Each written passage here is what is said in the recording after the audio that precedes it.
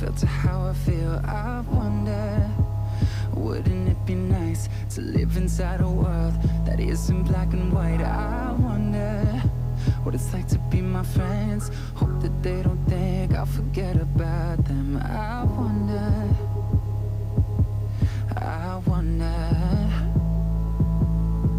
right before I close my eyes, the only thing that's on my mind, been dreaming that you feel it too. I wonder what it's like to be loved by you.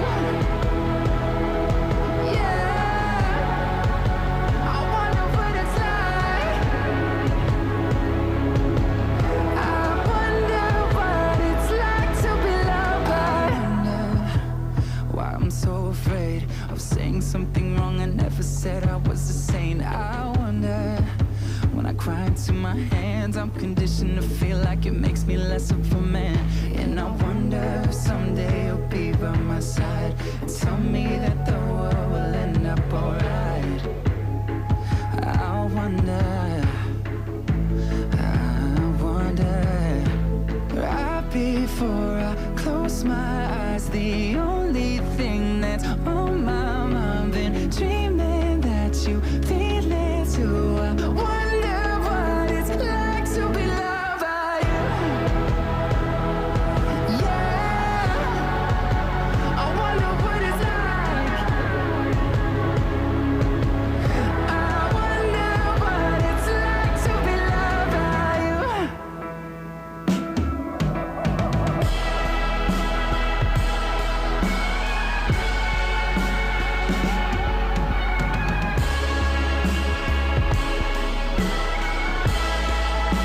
I wonder what it's like to be loved by you. Yeah, I wonder what it's like to be loved by you.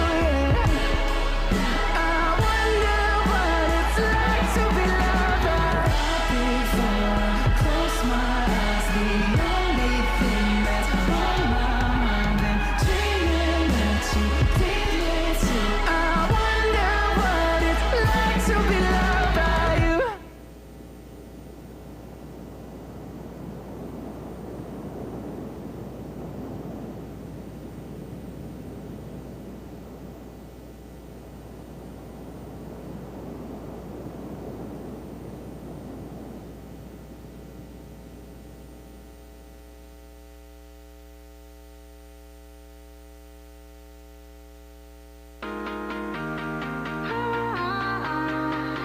Wow, it's always a good time. Wow, it's always a good time. Woke up on the right side of the bed. What's up with this Prince song inside my head? Hands up if you're down to get down tonight, 'cause it's always a good time. Slept in all my clothes like I didn't care. Hopped into a cab, take me anywhere. I'm in if you're down to get down tonight, 'cause it's always a good time. Good morning and good night. I wake up at twilight. It's gonna be alright. We don't even have to try. It's always a good time.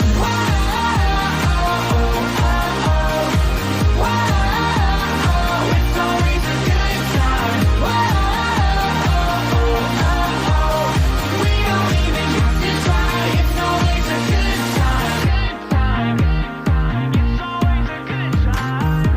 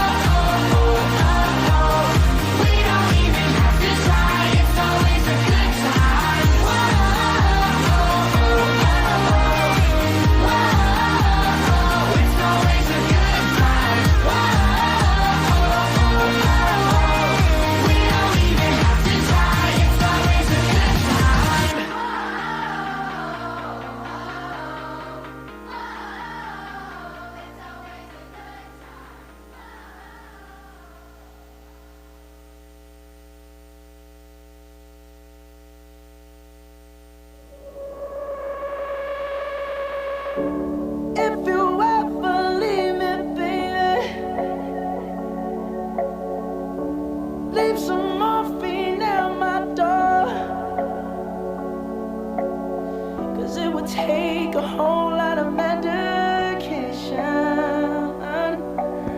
to realize what we used to have, we don't have it anymore. There's no religion that could save me. No matter how long my knees are on the floor. Oh, so keep in mind all the sacrifices I'm making to keep you by my side and keep you from walking out the door. 'Cause there'll be no sunlight if I lose you, baby. There'll be no clear skies if I lose you, baby. Just like the clouds, my eyes will do the same. If you walk away, every day it'll rain, rain, rain.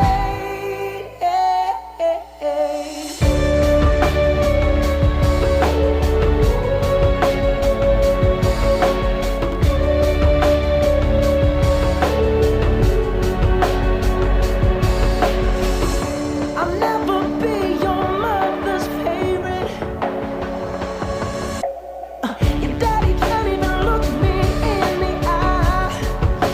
Ooh, if I was in their shoes, I'd be doing the same thing. Saying there goes my little girl, walking with that troublesome guy. But they're just afraid of something they can't understand. Ooh, but little darling, watch me change their minds. Yeah, for you I'll try, I'll try, I'll try, I'll try. And pick up these broken pieces till I'm bleeding. If that'll make it right. 'Cause there'll be no sunlight if I lose you, baby. There'll be no clear skies if I lose you, baby. And just like the clouds, my eyes will do the same. If you walk away, every day it'll rain, rain,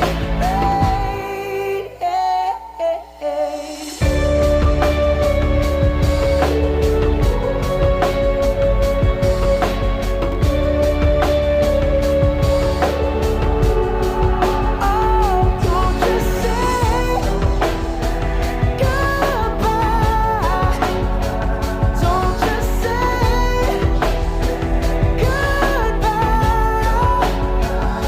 I'll pick up these broken pieces till I'm bleeding. If that'll make it right. 'Cause there'll be no sunlight if I lose you, baby.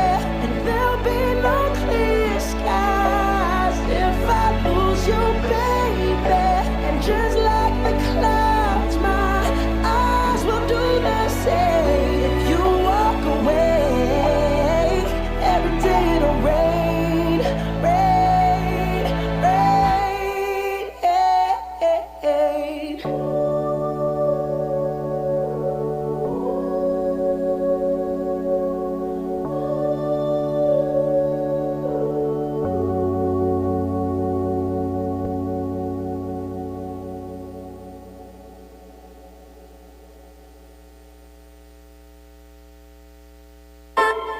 Call it love and devotion. Call it a mom's adoration.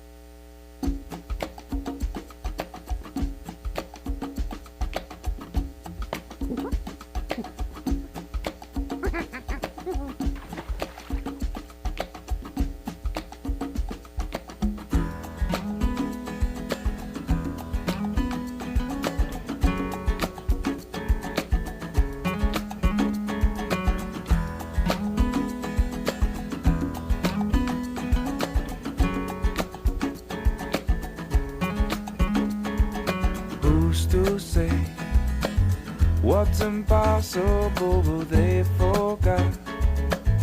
This world keeps spinning and with each new day I can feel a change in everything. And as the surface breaks, reflections fade. some ways they remain the same. And as my mind begins to spread its wings,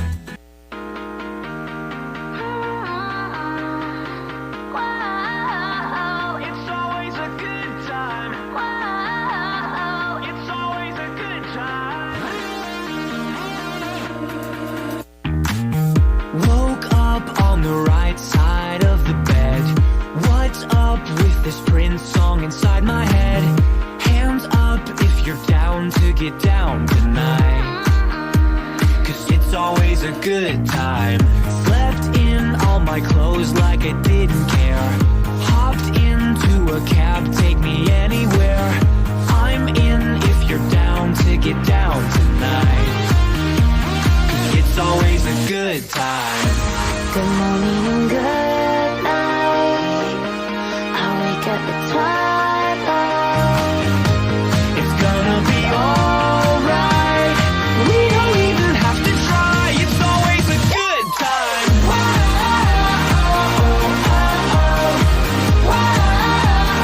It's always a good time. We don't even have to try. It's always a good time. It's always a good time.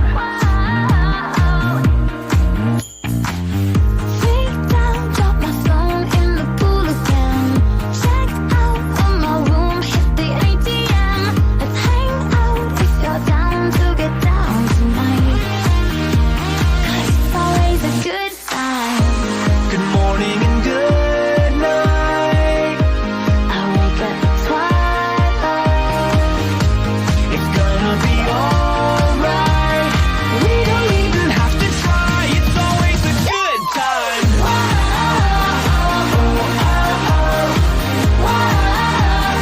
It's always a good time. We don't even have to try. It's always a good time.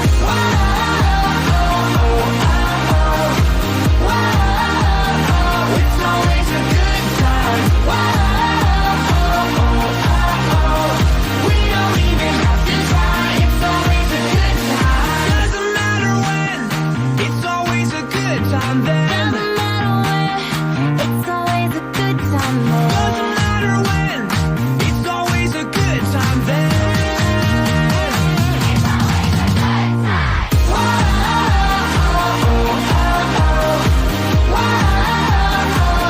always a good time. We don't even have to try. It's always a good time.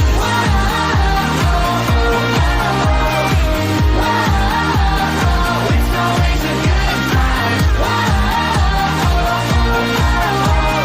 We don't even have to try. It's always a good time.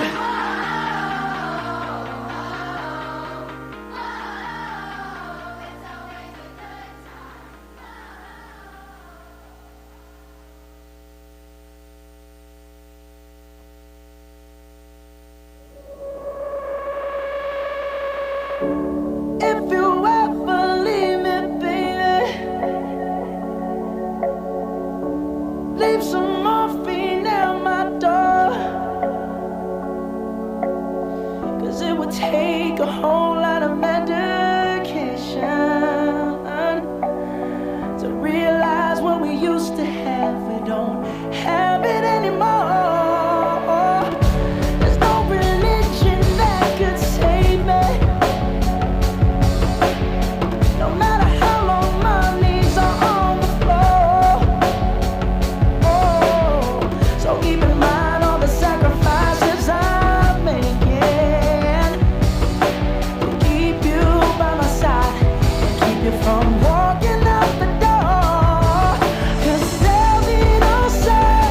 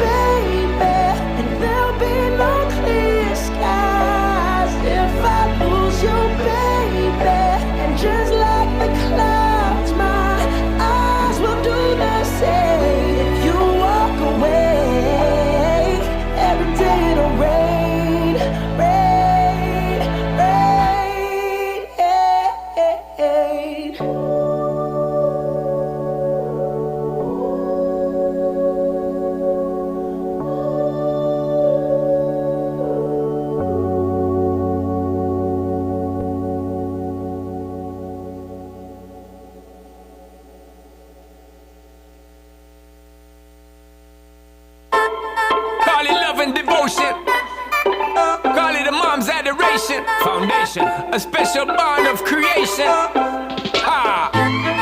For all the single moms out there going through frustration. Clean Bandit, China Ball, and Marie thing make them air. She works the nights by the water. She's gone astray, so far away from her father's daughter. She just wants a life for a baby. All on her own, no one will come. She's got to save him. Daily struggle. She tells him, ooh, love, no one's ever gonna hurt you, love. I'm gonna give you all of my love. Nobody matters like you. Stay up there. She Stay tells up him there. your life ain't gonna be nothing like my life. You're gonna grow and have a good life. I'm gonna do what I got to Stay up there. do. Stay up So there. rock-a-bye, baby, rock-a-bye. I'm gonna rock you, rock-a-bye, baby, don't you cry. Somebody's got you, rock-a-bye, baby, rock-a-bye. I'm gonna rock you, rock-a-bye, baby, don't you cry. Rock-a-bye, no. Rock-a-bye, rock-a-rock-a, rock-a-bye. Rock-a-bye, rock-a-rock-a, rock-a-bye. Single mom, what you doing out there? Facing the hard life without no fear. Just see and know that you really care. Cause any obstacle come, you well prepare. And no, mama, you never shed tear. Cause you have to set things year after year. And you give the youth love beyond compare. You find the school fee and the bus fare. Already pops disappear. In a wrong bar, can't find him nowhere. Steadily your workflow, everything you know, so you're not stop. No time for your dear. Now she got a 6-year-old, trying to keep him warm, trying to keep out the cold. When he looks in her eyes, he don't know he is safe when she says, ooh, love, no one's ever gonna hurt you, love. I'm gonna give you all of my love. Nobody matters like you. So rock-a-bye, baby, rock-a-bye. I'm gonna rock you, rock-a-bye, baby, don't you cry. Somebody's got you, rock-a-bye, baby, rock-a-bye.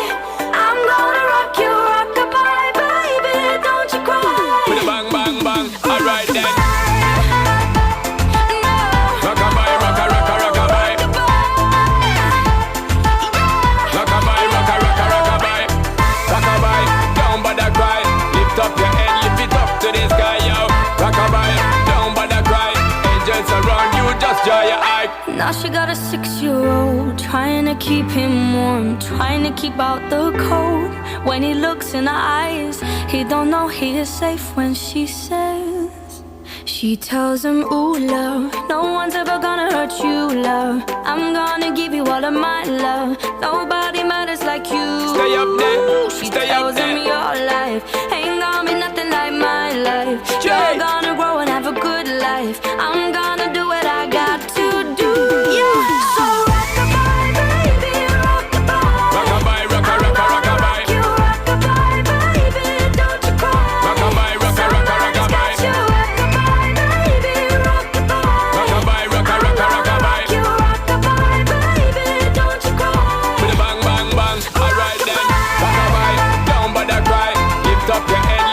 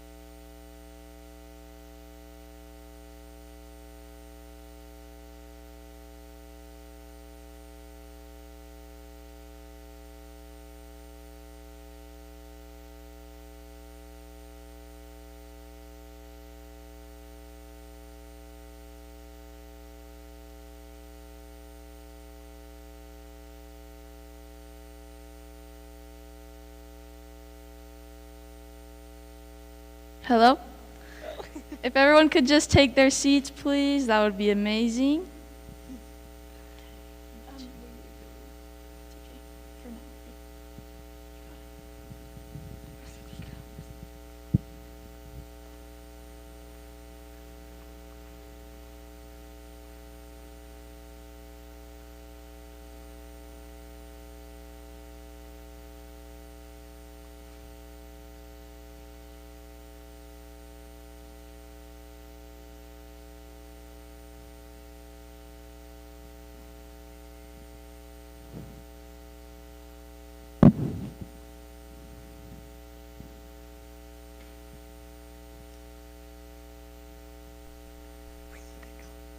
He's up.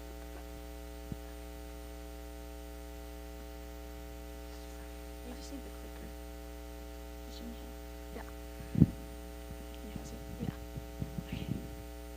clicker. Thank you everybody for making it out tonight.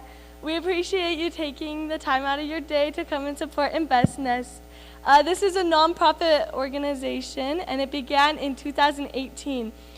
This is our 7th year, and this year we are giving around 40 grand in prize money. Over the last 7 years, Invest Nest has given away over $490,000 in prize money.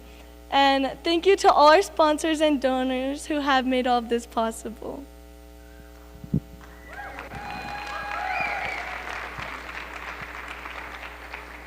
A big thank you to our state title sponsor, America First, for their awesome banking system.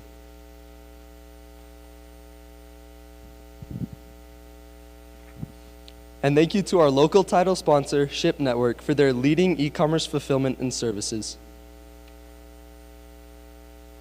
And another thank you to our local title sponsor, First Mile, for its reliable shipping.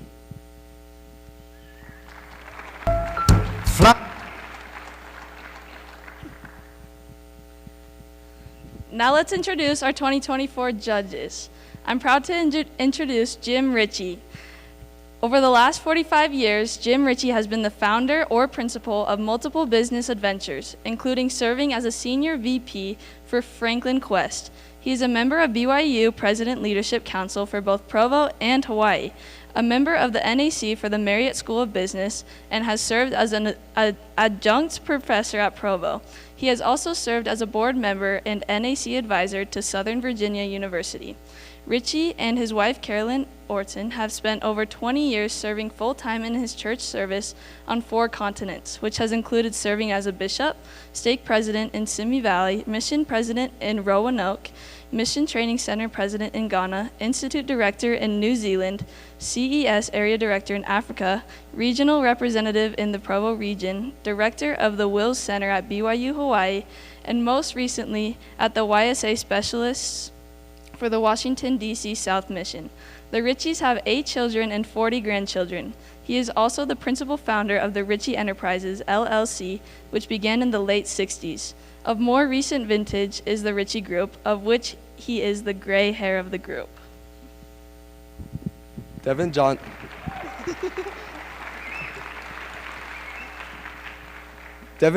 is the founder and CEO of First Mile, a domestic and international shipping carrier specializing in the delivery of e-commerce goods around the world, as well as the owner and CEO of C.A.P.S Network, a warehouse and distribution network for e-commerce brands with warehouses all over the United States. Locally, you might find him drinking Diet Coke at the Hub, at the Mountain Land One Stop, or eating scones at the Hub, which are part of some of the projects he has here in Wasatch County. Devin's first company was Spit and Shine, a car detailing service which he operated in high school. Devin currently lives with his wife, 5 kids, 2 dogs, and 22, soon to be 32, cows in Midway. As a football coach here at Wasatch High School the last 5 years, he is a huge fan of all things at Wasatch High and excited to learn more about the entrepreneurial spirit and drive right here in the Heber Valley.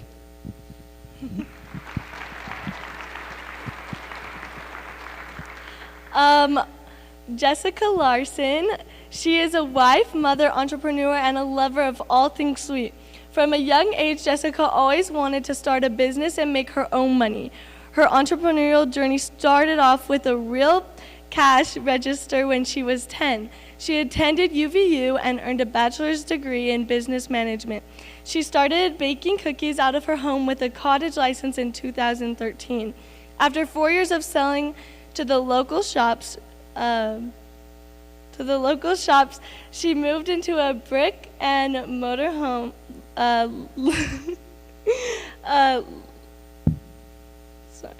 location now known as Sue's Cookies in Midway, Utah.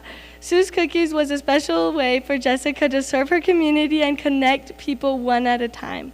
In 2023, Jessica sold Sue's Cookies to quench it and moved on to other things like being a CEO of her home, being a cheerleader to her 3 boys, and supporting her husband in his entrepreneurial endeavors.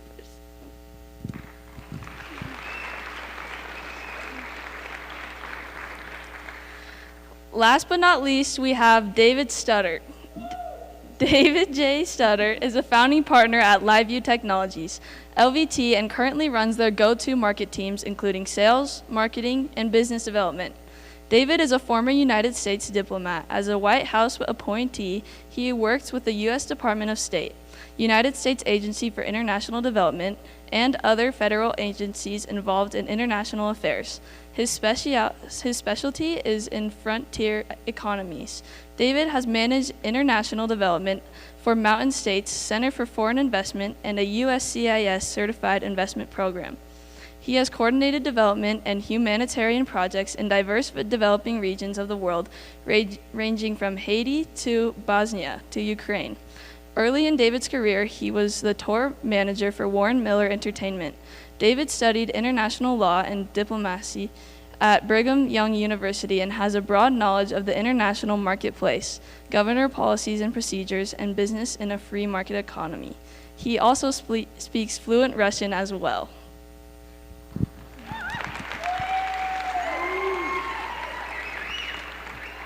Thank you so much to all our judges, sponsors, and donors. Our first presenter of the night likes to cater her delicious food. Please welcome Camila Smith.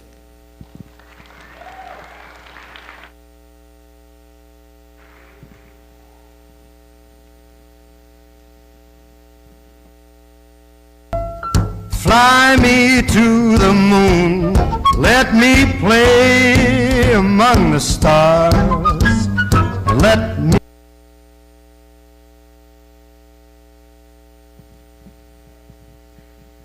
Hi, my name is Camila Smith, and this is my company, Little Gouda. We do charcuterie-style catering and grazing tables for large group gatherings here in Utah. We help brides and party planners cheese the day. As an overview, in 1 year of business, I have created a logo and website, done 6 events, received all 5-star Google reviews, and had over a 400% return on my investment. Where's the computer?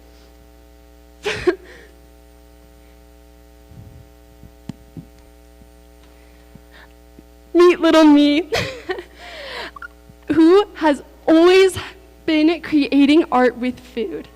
When my sister got married last year, I helped put together a charcuterie board for her guests, and I realized how much I had loved doing it. And so, Little Gouda was born. Here's a video compilation of some of the events I've done this past year.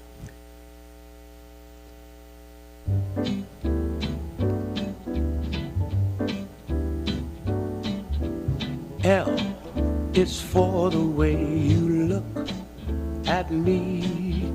O is for the only one I see.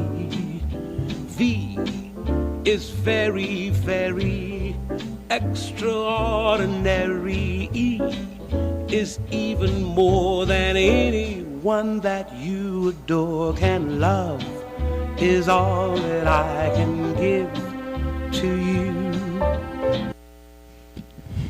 What makes us unique? We create delight. One of the biggest issues I discovered from a competitor was that his tables looked beautiful for the first few minutes, but then it looked like a war zone. I solved that problem. I restock and beautify the tables throughout the event. I'm interacting with guests and answering questions about the foods they're eating. I've heard both adults and the littlest of guests say, "This is the fanciest food I've ever eaten."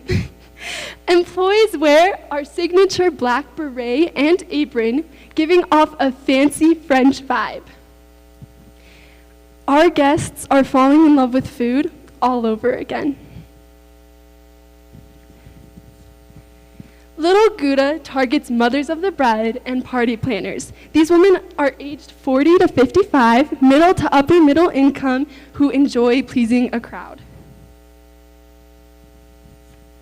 Here are our price ranges. Outside of my hourly wage, I build in a profit of $200 to $1,500 per event. The larger events are more profitable, so those are the ones I want to attract. My sales process looks like this. Visitors to my website at littlegouda.com request a quote. I follow up with a proposal, then we sign a contract and take payment. Right now for Little Gouda, management is just me. Some ways I'm marketing are Facebook group posts specifically geared towards weddings. I also have business cards at venues that I've worked at in the past, and I always have business cards at the events on the charcuterie boards. For day of the event, I hire a 1099 contractor, and I pay us both $30 an hour.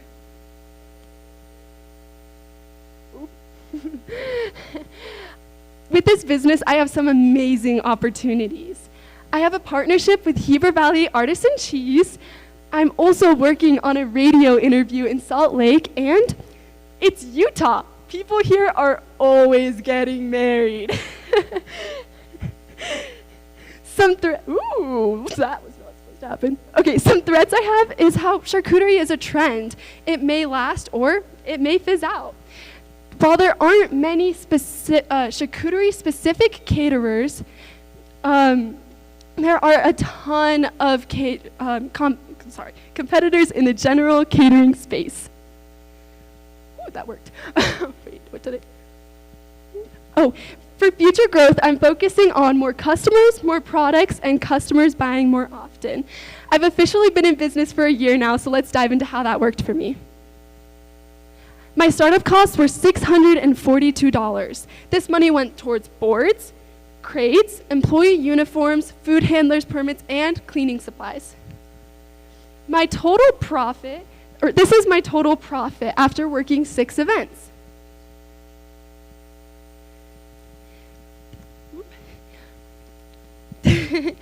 After a full year of business, I have achieved a 446% return on investment. I also have a profit margin of 35%, while most catering companies have a profit margin of 15% per event. So pretty high. I also have all 5-star Google reviews, so looks like I've got a good thing going. Merci for your time. Questions?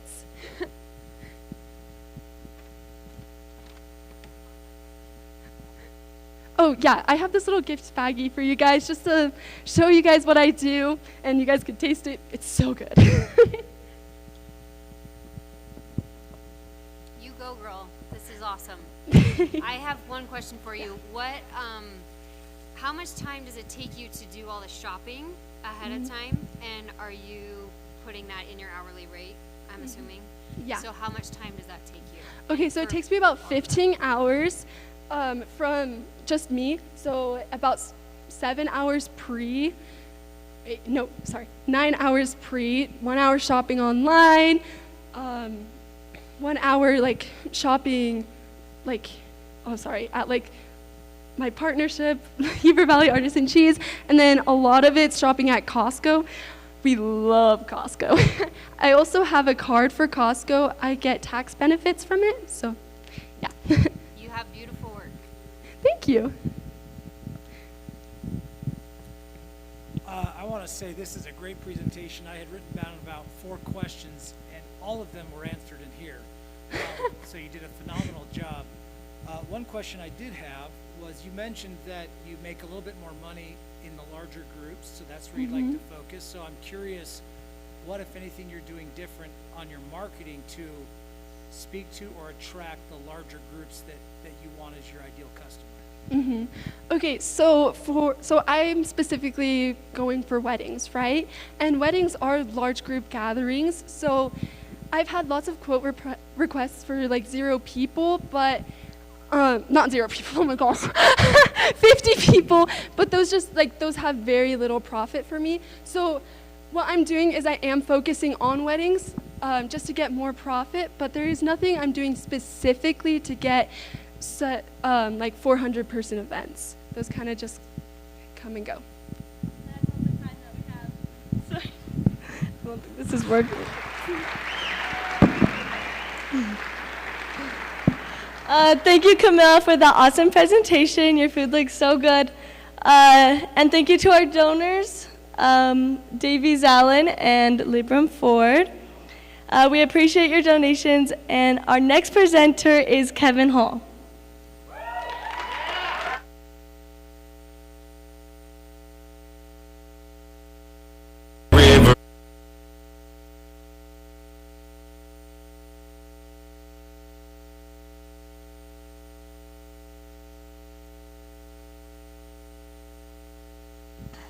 Hi, I'm Kevin Hall, and my business is Sports Zone Painting. And to start off, I'd like to name 3 facts or trends I found. First off, I found that Utah currently has the highest number of basketball hoops per capita than any other state in the country right now. So that makes lots of good opportunities to find courts in people's driveways or backyards or anywhere. Pickleball also is the fastest growing sport in America for the 3rd year in a row. And not only that, but it is the 3rd most popular sport currently, trailing only biking and running. And so that also makes a lot of opportunity for pickleball. And not only that, but Utah currently is showing the most interest in pickleball out of any state in America. And currently Utah has the highest per capita disposable income, which is the amount of money left over after taxes and your necessities. And so people have more money left over in order to put in things such as basketball hoop and things like that. A little bit about my business history is I started out, I got a court in my backyard, wanted to figure out how to paint it, so painted ours. A few neighbors asked if we could do theirs, so I figured out how to get good at it. And then it's just kind of gone by word of mouth a lot and by flyers, but yeah, and it's just grown from there. And then currently, this is what I was previously making. And previously, per average, I was in revenue, I was making about $705. And total, made about $24,675. And after all my expenses, total profits has been about $12,350. So I've had about a 50.1 profit margin. And how can I grow my business and improve profitability, and how will I invest any capital received? And to start off, after looking at competitors' pricing, I found that I'm going to raise my prices, and I'm going to, because I can make more because I was charging a lot less, so I found I can charge more, a little bit more. And also, I'm going to put a lot of my effort into the marketing side because I know I can do the work. And so if I'm just able to get my name out there and have people know that I can do it, then I think my sales will increase a lot. And I want to improve operational efficiency, as in buying better tools, more tools, and being able to pay for more employees and things such as that.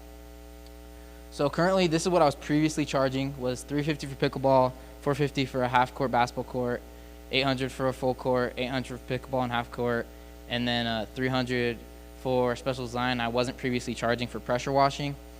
After looking at my competitors' prices, I've decided to raise it, not quite as high as my competitors, as I'm still growing, and if I need later, I can modify again. I'm doing $450, $600 for half court, $1,000 for full court, $1,000 for pickleball and half court, $500 for special design, and $300 for pressure washing. And currently, I'm gonna alter my marketing strategies, as I'm gonna begin video marketing in order to put those on social media, in order to have people find me easier.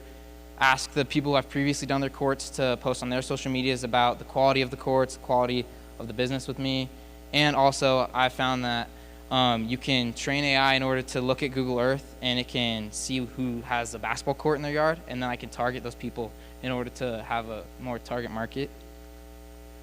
So currently, this is my plan for 2024. And previously, last year, I did 8, which was less than I generally do, but generally it was me and my brother who ran the business, and he left on his mission.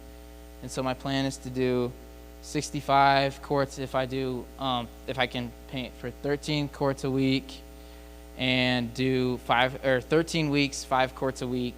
So I'll have a total of 65 courts. I'll be able to get a total of $78,000 in average revenue, and after expenses, $52,000 in profit, and so that's a 66.6 profit margin, which is a lot better than a 50.1 profit margin. So that's how my revenue will increase. And questions?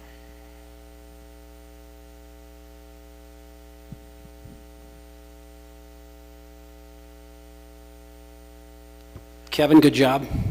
Congratulations on all the hard work. Question on the, you mentioned competition. What makes you different, right? If you're gonna change your pricing to be more of a market centric, why you? What makes you different than your competitor? Well, one, not only am I cheaper, but I find that, not in every business, but I like to make sure that my quality is good, not only on the paint, but I like to make sure that I'm always like respectful to the people that I'm working for, and make sure that I make a good name for myself, not only on how good I paint, but how well we treat our customers. And once I expand, I'm also a local for the Valley, at least to start out. So a lot of times people know me, they'll know my name, and so that makes it like they trust me more, and like makes it so sometimes it puts me above a random painting business. Thank you.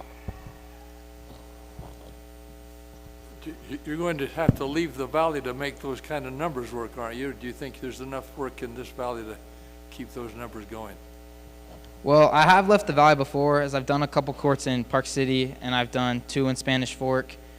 But I definitely would expand into those other places. However, in Heber, there currently have been, when I'm driving around, I see so many courts that are unpainted. So at least for the first summer, just start out and get like enough revenue in order to gain the tools to expand into these other cities. I think for at least the first year, Heber, like the Heber Valley, Heber Midway, Timber Lakes, all those places, will be able to bring in enough revenue. So you mentioned that I saw the pricing for half court and full court, but if you did a full court, is there a differential in pricing between a different number of colors, or the amount of paint you're using? Is it just lines? Is it logos? I'm wondering how much difference in price there is based on what it is you're actually painting and how many colors you have to use. Yeah, well, for logos, that's what I put for special design, so that's an extra pricing that I put on for about, so generally we have that set price because we take into account the paint amount, and so that causes that. And normally, for 2 colors, we don't charge any extra, but yeah, that's just how it goes. And if they do a logo in it, then we'll charge that extra fee. And that's all the time we have. Thank you.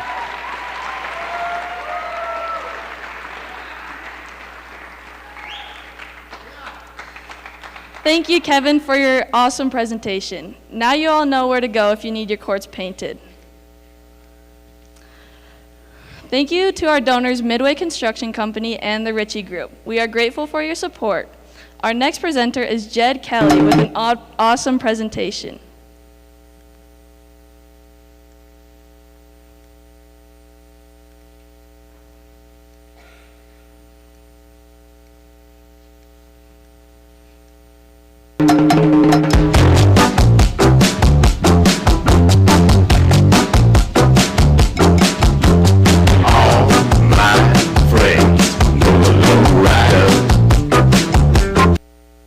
How's everyone doing? My name's Jed Kelly. I'm the proud owner of, so I can get this clicker to work. I'm the proud owner of Kelly Customs. I do window tinting for cars. I've been doing it for a little over a year now. It's been good. I'm going to show you a little video to get started, just a little about what I do.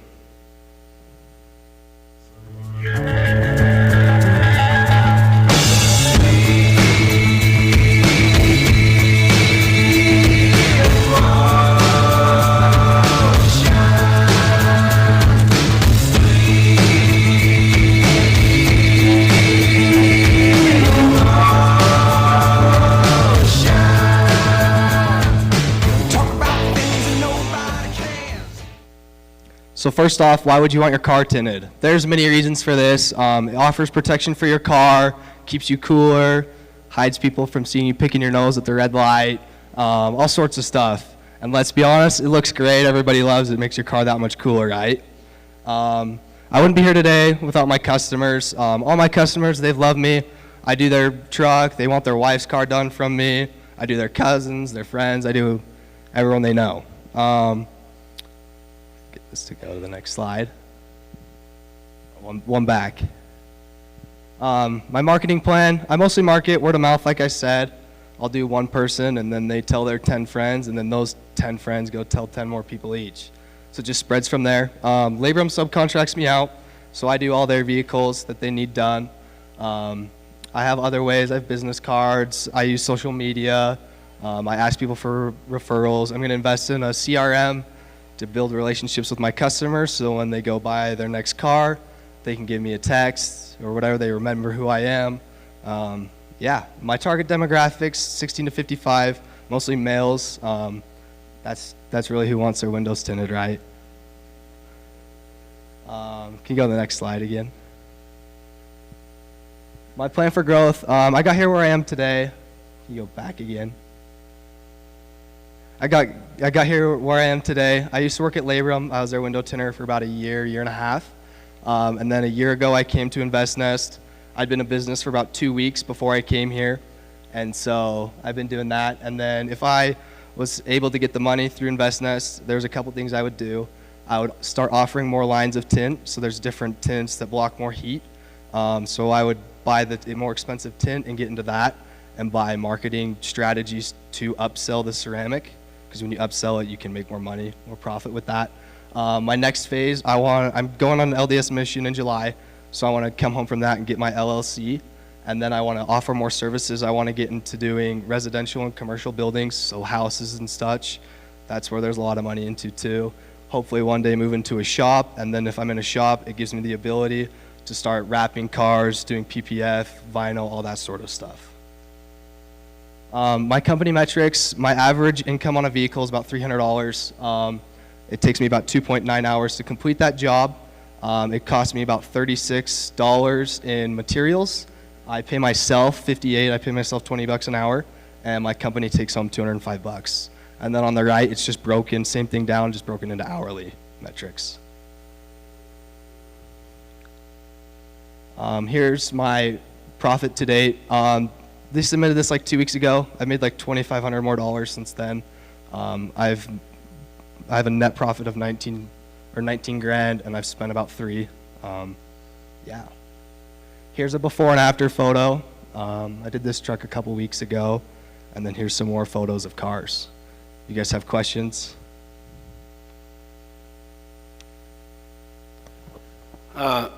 Jed, I'm 47. I cannot grow a mustache as good as yours. I was going to shave it today, but I figured it'd set me apart a little bit. No, I really am jealous. Question. Tinting windows can be seasonal. Yes. Do you see, from a cash flow perspective and just from a basic business driver perspective, how does that affect your business, the seasonality of what you do? So I'm definitely more busy in the summer. Winter, people like to neglect their cars more. They don't go get it detailed. They don't do all those things till spring, summertime. I'm getting my pilot's license right now. So my plan is to go, after my mission, go to college, get my pilot's license. And pilots only work a couple, like 2 days, 3 days a week.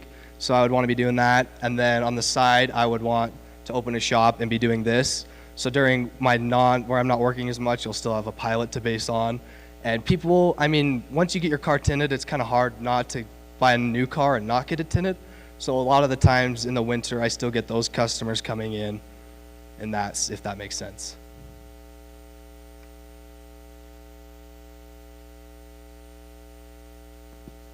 I'd like to understand about the add-on products and where you pivot to phase 2 and phase 3, and what you feel like are the biggest barriers to entry into going into like the car wraps that you'd like to get into, or especially like the auto body painting. That seems like a very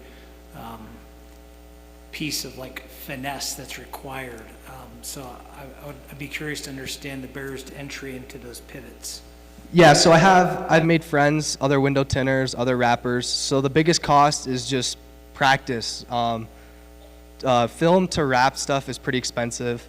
So just practicing, you do the same car over and over until you can get to the point where you're ready to start doing it for customers. So just getting that experience with that, and then painting auto body, I would go to a school for that. That's probably the last thing I'd get into after wrapping and getting everything else. That would just be one more service I can offer to my customers while they already come for everything else I do. Have you done any work for your grandpa? I have not. He is 81 or 82 years old, so he already struggles to see a little bit, so I think if I tinted his stuff, it'd be even worse. He's backed the trailer into a couple things, so I don't think tint's going to help him by any means. I know what you mean. I understand. Thank you, guys.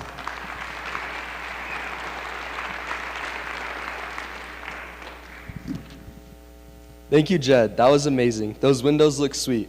Thank you to our donors, Sinorama and Davis. We appreciate your contributions. Next up is Dirt to Utah, presented by Brian Moore, Parker Caldwell, and Cadence Preston. Believe me, just watch.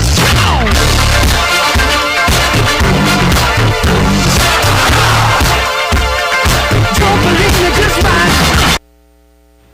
What's up, Wasatch? My name is Cadence Preston. This is Parker Caldwell and Brian Moore, two of my best friends from the Wasatch mountain bike team. I am the race director of the Dirt to Utah, which is a 3-day cycling event that includes a gravel race, a mountain bike race, and a fat tire crit race. Hello, everyone. My name is Parker Caldwell, and I've been racing mountain bikes since I was a wee lad. I'm on the Wasatch mountain bike team as of now, and I compete in varsity level racing. My name is Brian Moore. I'm also on the Wasatch mountain bike team with these guys. Love racing bikes, been racing bikes and riding bikes probably since I was 5-ish. Besides biking, I love playing tennis. I'm on the tennis team, and then just love hanging out with family. Alrighty, so some of the people that we want to reach out to is just anyone on bikes. You don't have to be good at biking to participate, and you don't have to be any specific category of a biker, because we reach out to anyone that likes road bikes, gravel bikes, or mountain bikes. Some of our setbacks that we've encountered is that we are a young company. We're only 1.5 years old, and we have not been in the business for a long time. However, we are very unique compared to other races in the Wasatch Back, because we are a multi-day race, and we are the only endurance race in the Wasatch Back. All right, so some of our bigger numbers last year are we had 60 registrants, and that totaled out to about $2,700 in income. Our startup costs were $2,500, so our profit was $200. That makes our ROI 8%. Our first year average registrant price was $50. Nicely, we did have 6 sponsors that were able to cover some of these costs, which included Forge and Bond, Soldier Hollow, Evergreen, Bucked Up, Trek, and Uwinter Recreation.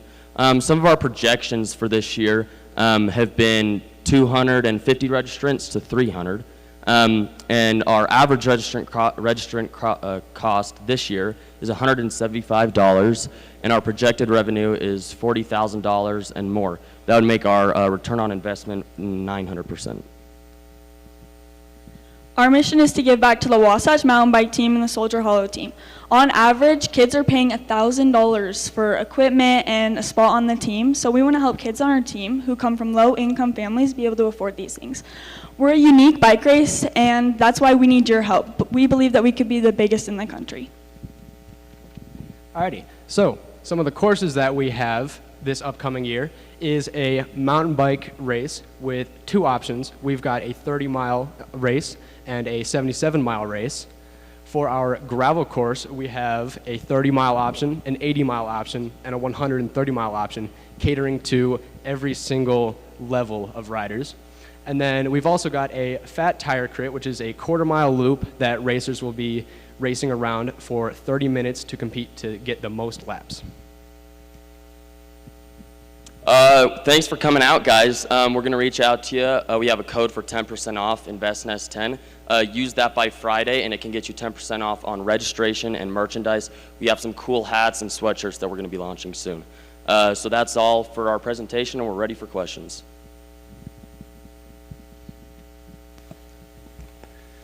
Okay, so I don't look like a mountain biker, but I love to mountain bike. Bit of a weekend warrior. Where do you guys see this in 10 years? What's the vision? Like, where can you really go with this in a 10-year span? Dream with this. In 10 years, we see us as one of the biggest bike races in the country, battling with Leadville, Sea Otter, and some of those other bike races that you commonly see in the country. So, something that has thousands of registrants, possibly, with maybe it's a week-long event. Yeah.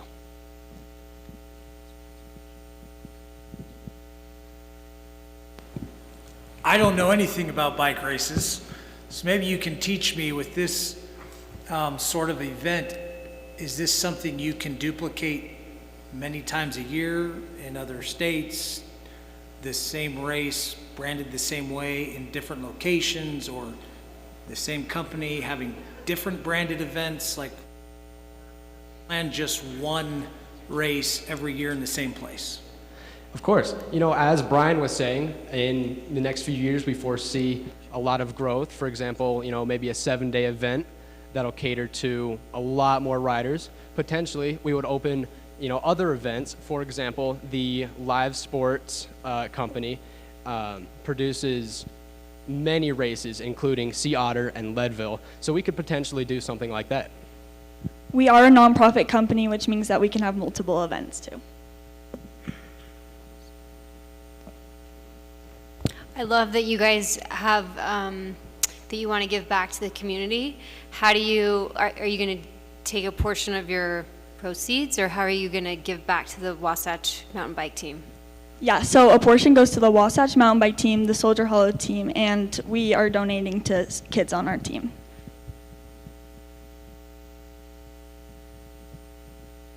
Sorry, just to follow up, is there like a scholarship process for that you'll have, or just you guys choose, or how does that work? Yeah, so we decide after, like, they can. Yeah, it would be a scholarship application process, and just see family income, and then their dedication to the team. This is really quite a seasonal thing, though, isn't it? Really, you don't have the opportunity to really do that much in the winter, do you? Do you? How do you keep yourself busy in the winter? What are you going to do to make the next season work? So yeah, it is quite seasonal, but it is something that we would be looking to expand, like we said, going like the Lifetime series, where it's multiple series, so that's across the whole summer, and ranging. We could be going down to St. George in the winter too, since it's always warm there. The True Grit course, or the True Grit race, happened a month ago, and yeah, when there's snow up here, you can always race in St. George or other places in the state, even take it out of state too.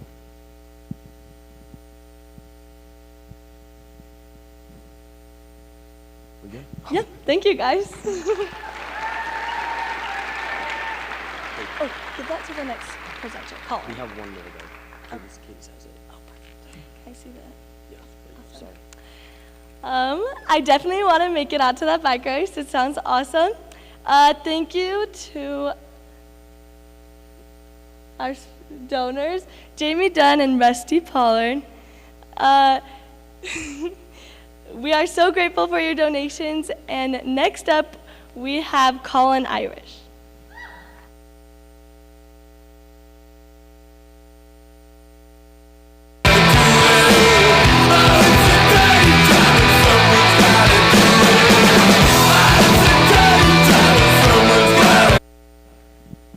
My name is Colin Irish. Before we start, I have one quick question for y'all Raise your hand if you love to clean your trash can that you take out to the curb. Great, come see me after. Get y'all hooked up. So my name is Colin Irish. When I was 10 years old, my dad presented me and my 3 older brothers with a business idea to power wash trash cans in our neighborhood. All my brothers, they were like, no, that's a dirty job. I was just like, but I saw the great opportunity and I took it and started Clean Cans by Colin, and with some help of my dad.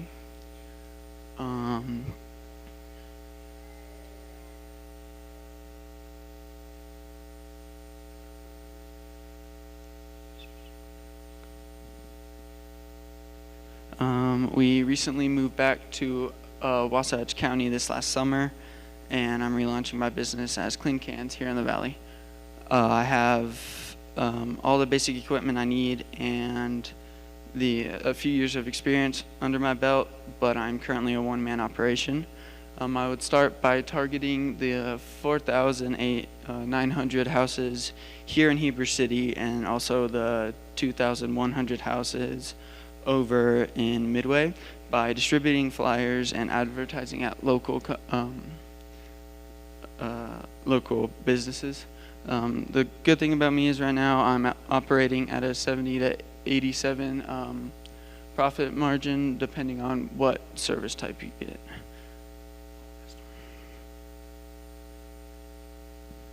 Some things that have changed since the last round of InvestNest are I've kicked off marketing, and I've created those flyers up there, and then I've also got my initial customers here in the Valley, and probably the most importantly is my only competition in the Valley has sold their setup, so that leaves the door wide open for me to take over the market.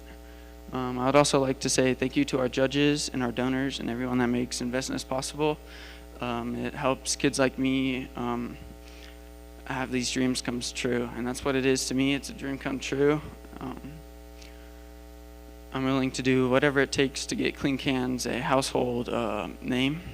And for example, I was in Paris, France yesterday, and I was supposed to be there today too. But when I found out that the last round was today, I had to change my trip because they said if I wasn't here in person, that I would have to withdraw from the competition, and that just wasn't a choice for me. So I worked with my parents. My mom came home a day early with me so that I could be here with y'all, and they did that because they believe in me, and I believe in InvestNest. And InvestNest would also provide the resources needed to scale up my business. The earnings would go straight to a automated trailer-based setup that would increase my efficiency, reduce my time by at least 55% per service, and then I would also hire 2 or 3 people to help me canvas Heber City with the flyers. And that's me. And thank you.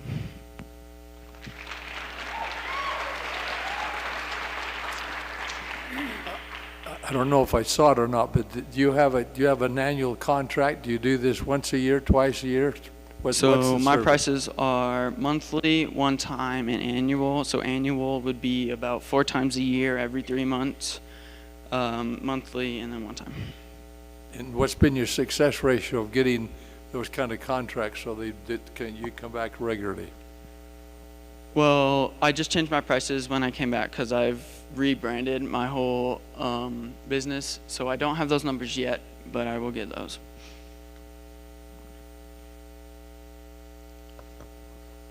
Hello, Colin. Are you tired? A little bit. A little bit. Great job, and thanks for coming back. That's a sacrifice to be here, but we're glad you are. Curious, on the subscription side, is it easier to sell at one time, or is it easier to sell a subscription? Well, the pricing are a little bit different. So for the one time, it's more expensive, so it's about $45, and then the annual is $35, and so the monthly is $20 a month. So I feel like it would be easier to sell at least the monthly because it's the easiest, it gets them clean, and they stay clean. Keep pushing on the subscription. From an enterprise value standpoint, you'll win on subscription, so keep it up. Thank you.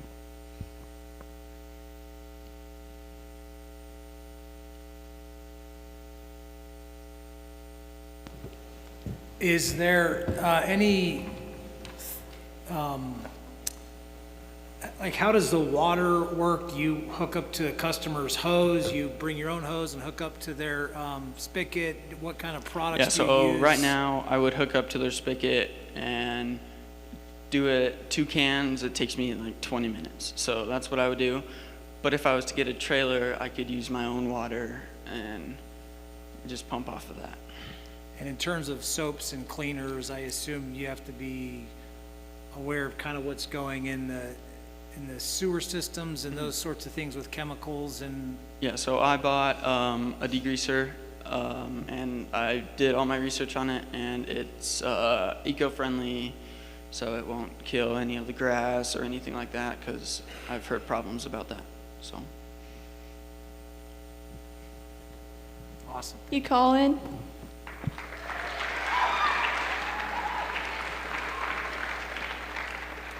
That was awesome. And thank you to our donors. Summit Life. So sorry. Thank you to our donors, Summit Life Construction and David and Rebecca Smith. We appreciate your donations. Next up is Noah Lake.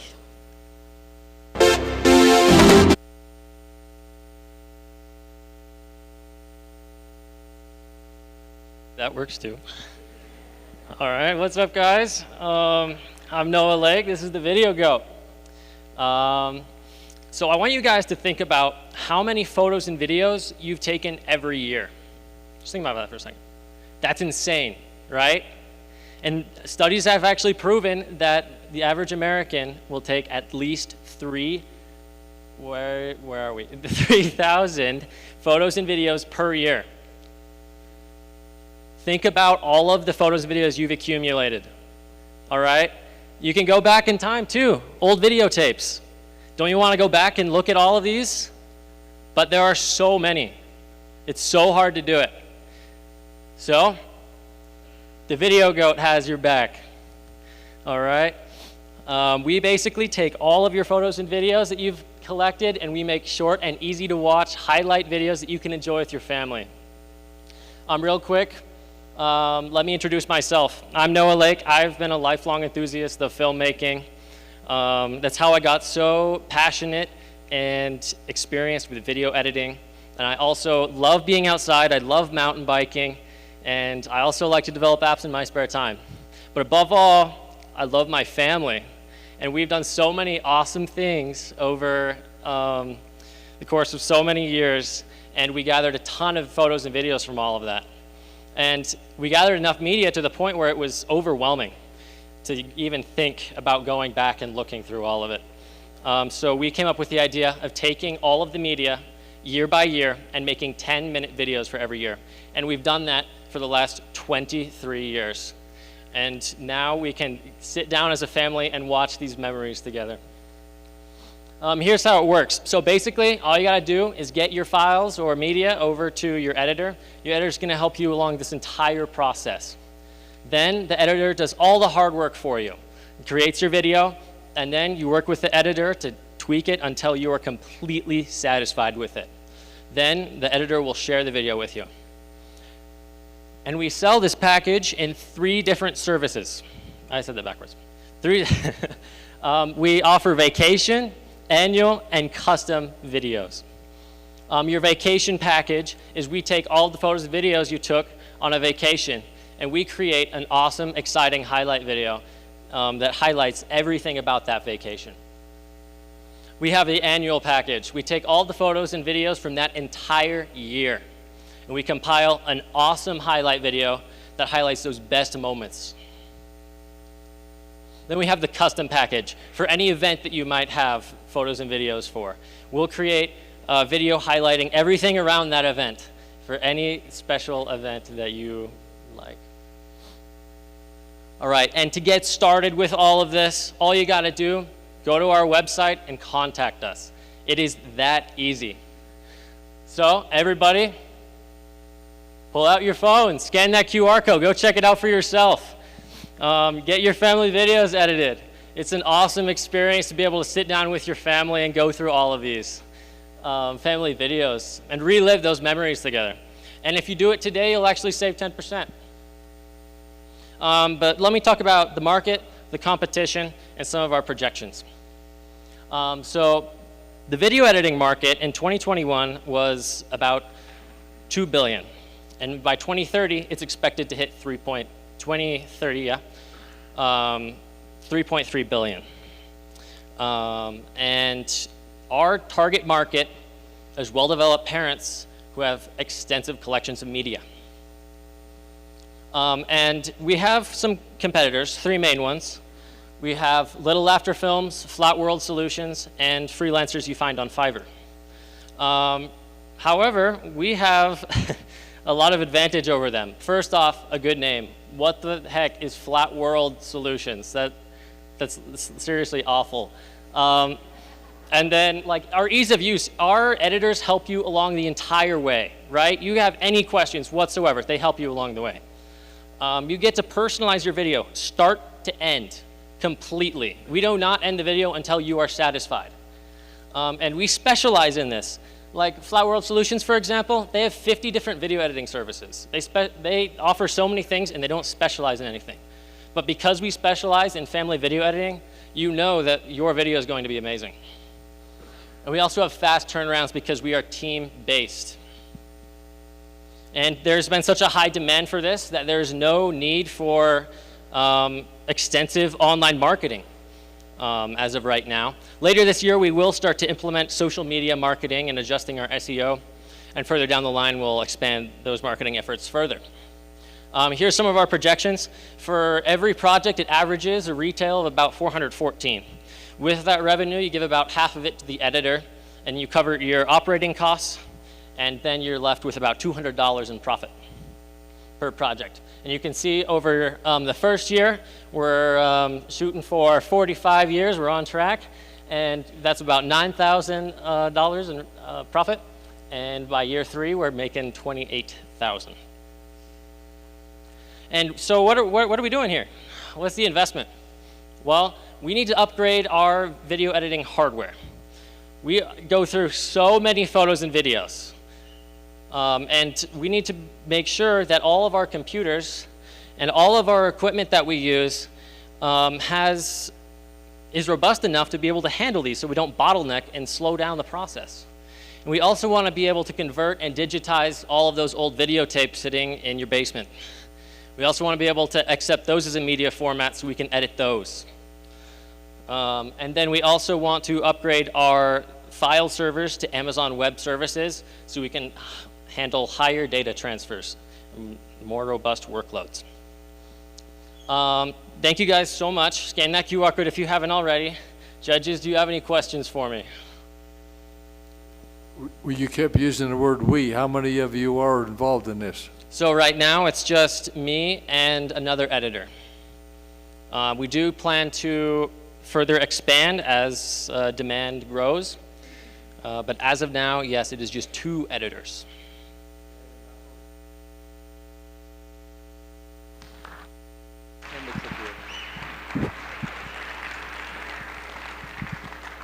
You guys have been such an awesome audience, and thank you, judges, for being here. Thank you to Joe Ballstead and Todd Santiago. Your donations are greatly appreciated. Our next presenters are Ty and Boston Barnes. Give them a warm welcome, guys.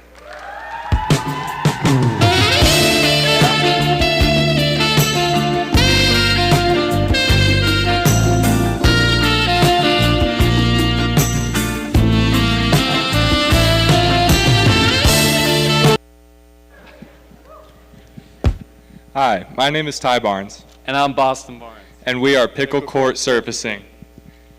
Now, Sharks, when we first got jobs, when we got our first jobs, like working in restaurants or snow shoveling, we learned that we loved working hard, but we wanted to do something more meaningful. So that's why we started our company, Pickle Court Surfacing.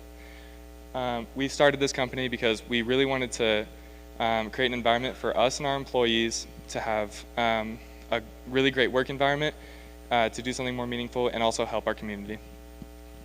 So we surface courts for many different people, mainly homeowners, but also neighborhoods, cities, and schools. Our price range for homeowners, where we do most of our work, ranges from $8,500 to $25,000.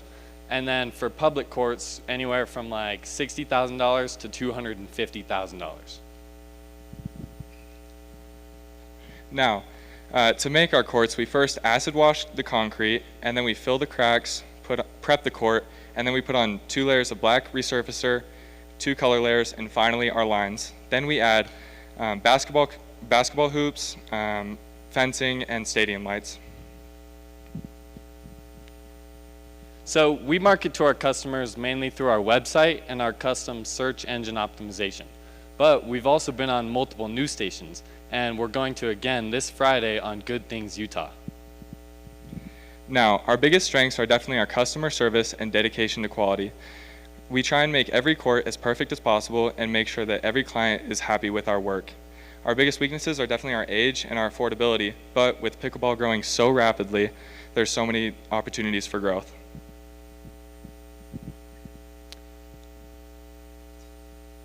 So we do have threats like other companies who have been in this game longer and have lower prices.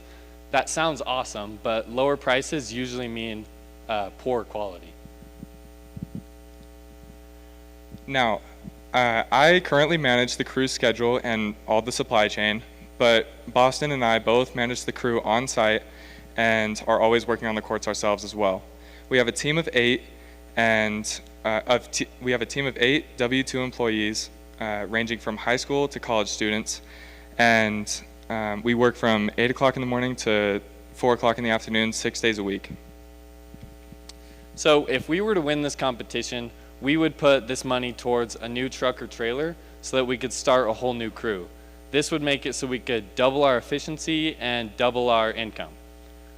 We have a plan to increase our margins from 26% all the way up to 35% this summer by maximizing our schedule and buying our products in bulk, making our supplies cheaper. So we really want to win this competition because it would give us more opportunities to help the community. For example, we met this guy named Eric Thompson, who is a high school football coach with severe ALS. And he was scammed by another pickleball company for like $10,000. So we went in and did his entire court for free with help from our suppliers and also a lot of donations from crowdfunding we did. We love doing things like this because it just gives more meaning to our business and just drives us to be more successful. Now, we do plan on expanding to southern Utah and Idaho. And we also want to build a national crew that travels around dedicated to doing public courts. For example, there's a company called The Pickler that creates massive warehouses with multiple pickleball courts inside. And we really want to be the company that goes in and does those courts nationwide.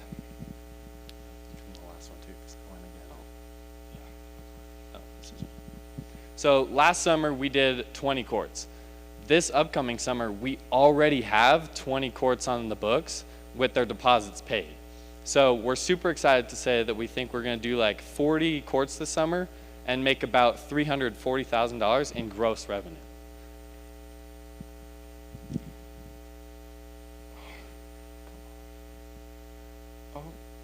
Okay. So Sharks, we know that with winning this competition and winning this $10,000, we can start a whole nother crew and really kickstart our business. We really want to employ more kids from Wasatch High School so that we can share our love of hard, rewarding work with students in our school. Thank you.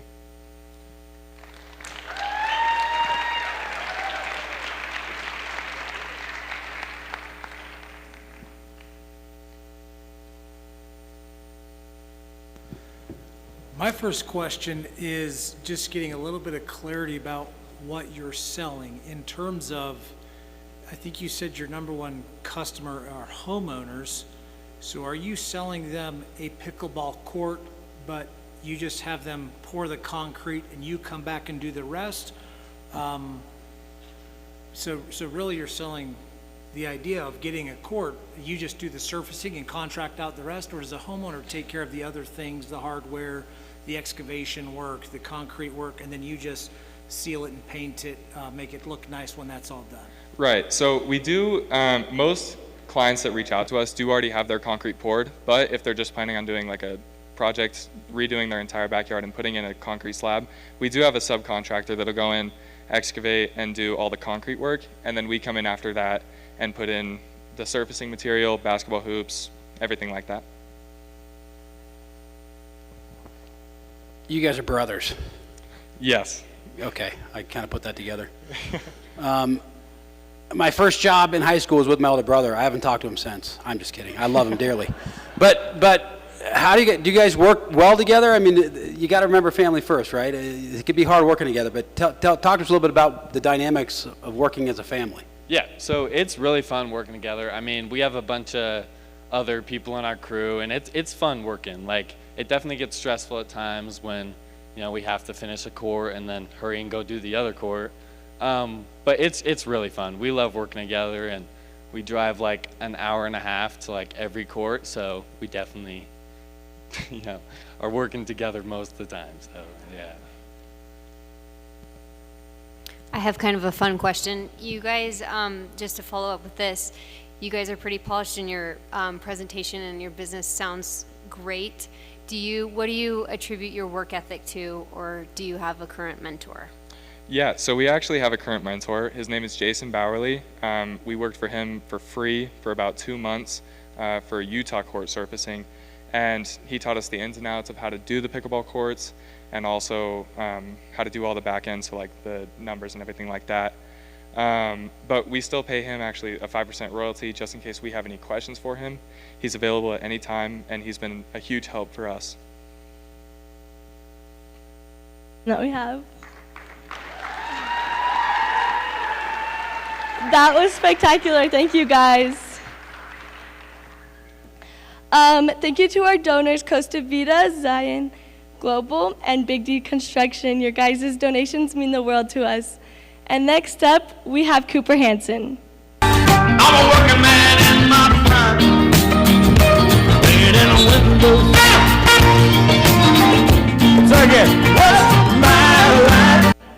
Hi everyone, how we doing tonight? Good. Hi, I'm Cooper Hansen.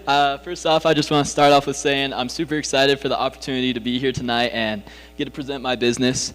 My business is Valley View Window Washing. We're a residential window washing business. We specialize in exterior and screen cleaning. We really pride ourselves on providing quality customer service. We want our customer experience to be very pleasant, and we want our customers to feel like we care about them and their home. So I thought I'd tell you guys a little bit about my why I'd start a window washing business. As you know, Heber City is one of the fastest growing cities in the nation. So with all these new homes and with all this growth, there becomes a big need for quality home services business servicing the Wasatch back.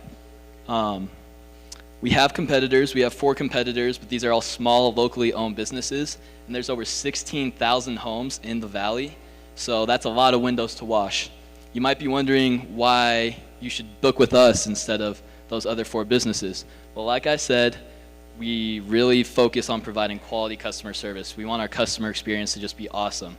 And we also offer free screen cleaning with all our services.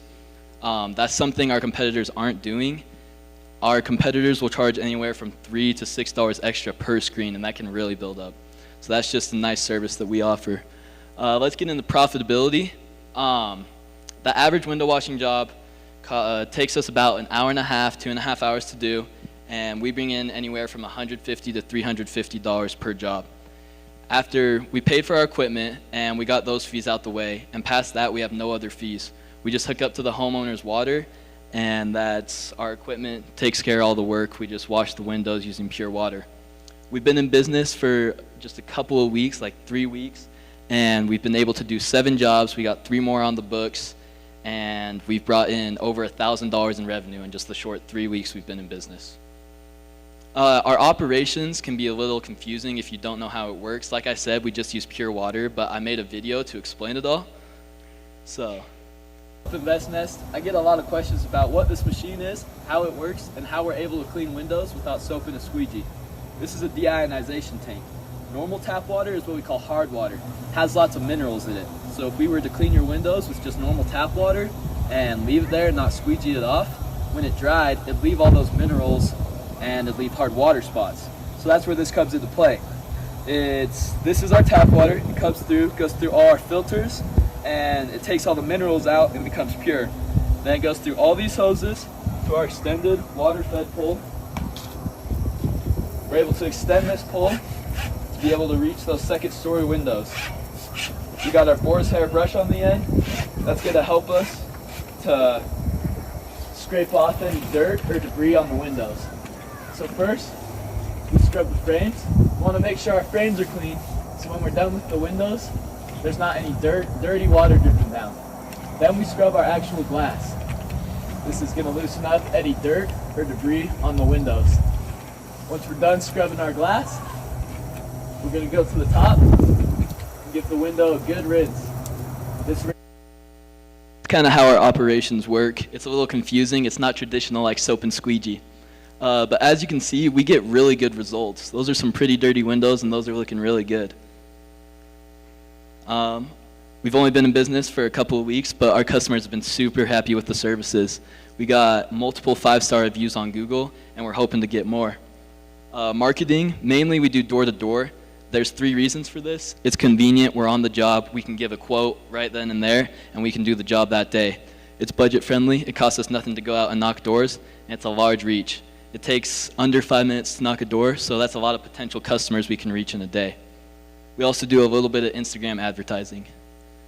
For growth and goals, in the short term, we want to be able to build up our credibility, get good reviews, and become a really trusted company.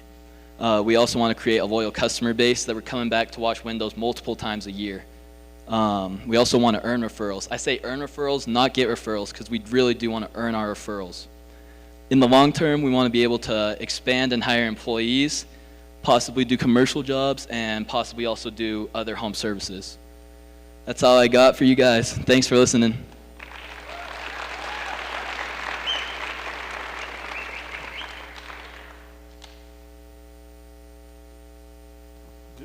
Did you say you got your first business just knocking on doors? Or did Yeah. you start with some referrals? Yeah, so actually just doors. I went out, knocked one Saturday, and booked out a bunch of jobs. So yeah, it's been really good. So with the proliferation of more and more of these windows having the smaller frames inside of them, does this equipment you have make it easier or more difficult? Because my wife goes crazy because we get charged per pane. So one regular size window, you get charged like 6 times because they're counting all 6 little windows. And I'm wondering how you treat those scenarios with your company. Yeah, so with the equipment, with a traditional soap and squeegee, you'd have to go soap all those windows and squeegee all those windows. With our equipment, we're able to go over the frames and kind of just go up and down across all the windows. So yes, it'd still take longer than like just a big all glass window, but it would be a lot more time efficient than just traditional soap and squeegee, if that answers your question. So do you charge by individual frame or the whole window, or how do you bid those out? Yeah, we do it by per pane, but on a window like that, whereas like our average window is about $6 per window. But on those French windows, which is kind of what I think you're talking about, those small French windows, it would be a lot cheaper than that, and it kind of works itself out to be, it'd be more than like an average window that size, but not that much more, if that makes sense. On your marketing, are you, in your door-to-door sales, are you leaving something behind as you're knocking on all those doors? Yeah, so we have business cards made too, and those, people ask for business cards a lot because they want to talk to their spouse and stuff and discuss. So we do that, we do business cards. We have, I've been thinking about doing door hangers as well, just, I don't know, yeah. Thank you guys.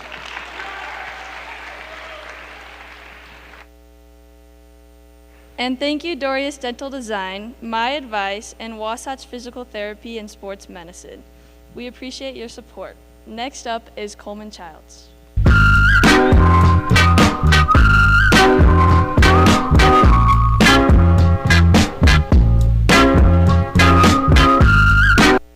What's going on, everyone? My name is Coleman Childs, and today I'm super grateful for the opportunity to share with you my business, Cole Films.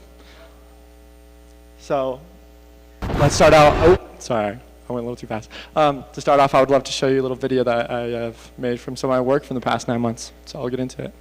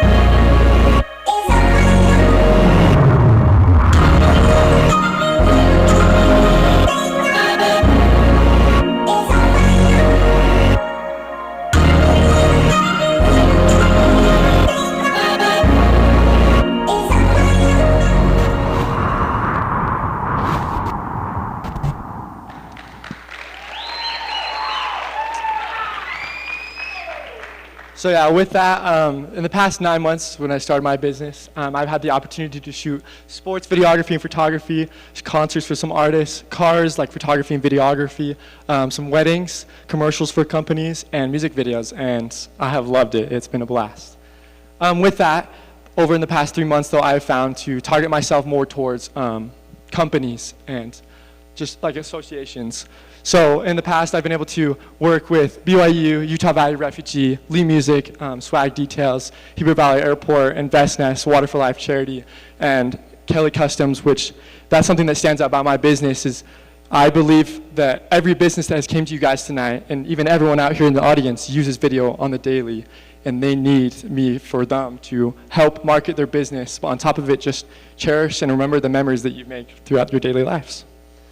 So with that, so with some of the impacts, I've been able to have the opportunity to help a local business. One of my dear friends, his name's Jose. I found him through a C.A.P.S project and then kept working with him that. And he's a great guy. He does body work and he does great work, but he doesn't know how to speak English. And so that's where he came to me, and I was able to help him with building a website for him and making videos as shown at the top, and which I can kind of maybe sneak back to that. I doubt it. That just like is on his homepage, and then make videos for him.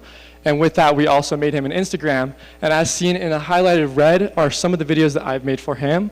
So before, we just kind of like average 200 views, and then when I make a video for him, you can double it. And sometimes with other companies, you can see double to tripling. Being able to help Utah Valley Refugee, I partnered with Utah Valley Refugee and BYU and had some people at BYU marketing team come and ask me to make some videos for them to help share awareness of refugees in Utah. And so I was able to make a video, and it shows from before making 800 views to almost 2,000 views when they came to my business. And then also really recently, I've been able to work with also the Wasatch High School lacrosse team, and as shown, whenever I make sports videos for them, 700, 500, 1,000, 600, 1,000, 200. So I can always almost promise to bring a market to bring unique looking videos that can bring more viewers to your business and market your business. With that, I started my business, when I first started my business a few months ago, I had a goal to make about $500, but I learned pretty quickly I made $1,000. And so I was like, oh, let's push it to $5,000 a month. And then about a month or two ago, I hit $5,000, so I was like, let's push it to 10K, and we'll just keep going from here. So that's kind of been the goals in the past few months and where I want to keep going from here.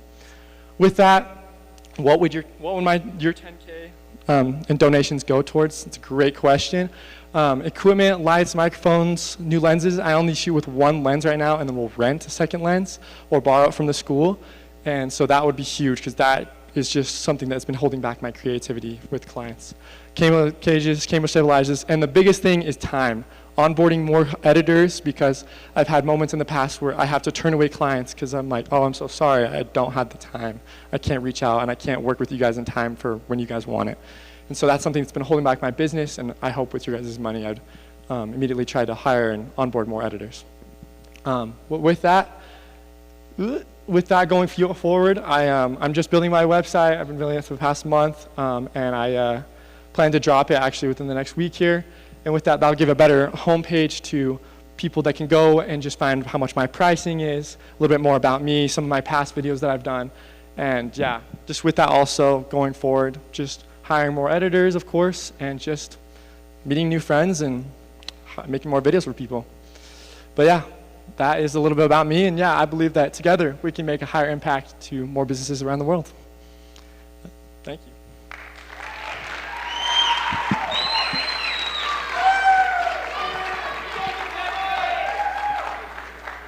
You've got some fans. Did I miss how much have you grossed so far? How long have? That's a great question. So I actually did prepare that. So with that, in the past 9 months, kind of just pull it out. In the past 9 months, I made a gross profit of $12,800 and a profit of $11,060, and worked with 34 amazing clients. And I have 5 projects signed in the next 2 weeks, going forward. 2 quick questions. Did you fly that drone in Times Square? Maybe. Breaking the law. Yeah, it's pretty awesome footage. Second question, do you see AI or machine learning changing your space? If so, positive or negative? That's a great question. So with it, of course, editing can be slowly made faster with AI, but being able to go out and capture emotion through actual human lives, that's just something that AI can't do, and that's where I come in. So maybe in the future AI can possibly help me because I can edit faster, I can use suggestions from AI, and I can get work done faster. But it's something that can't take it over because I have to physically be there, record, kind of talk to my clients and say, oh, you want this creative side to this, that's great, I can help you do that. That's all our time for today. Good job, boss. Good job, bro. Thank you, Coleman, for that just stunning presentation. Thank you, judges, for taking time and being here, and thank you to the audience as well. And of course, our donors, Timber Ridge Custom Homes, Lemco Designs, and Motive Health. Without you, we couldn't be doing this right now. Okay, and then last but not least, we have Jet Wilson. So please give him a warm welcome. Picking up vibrations, she's giving me the excitations. I'm picking up vibrations, she's giving me.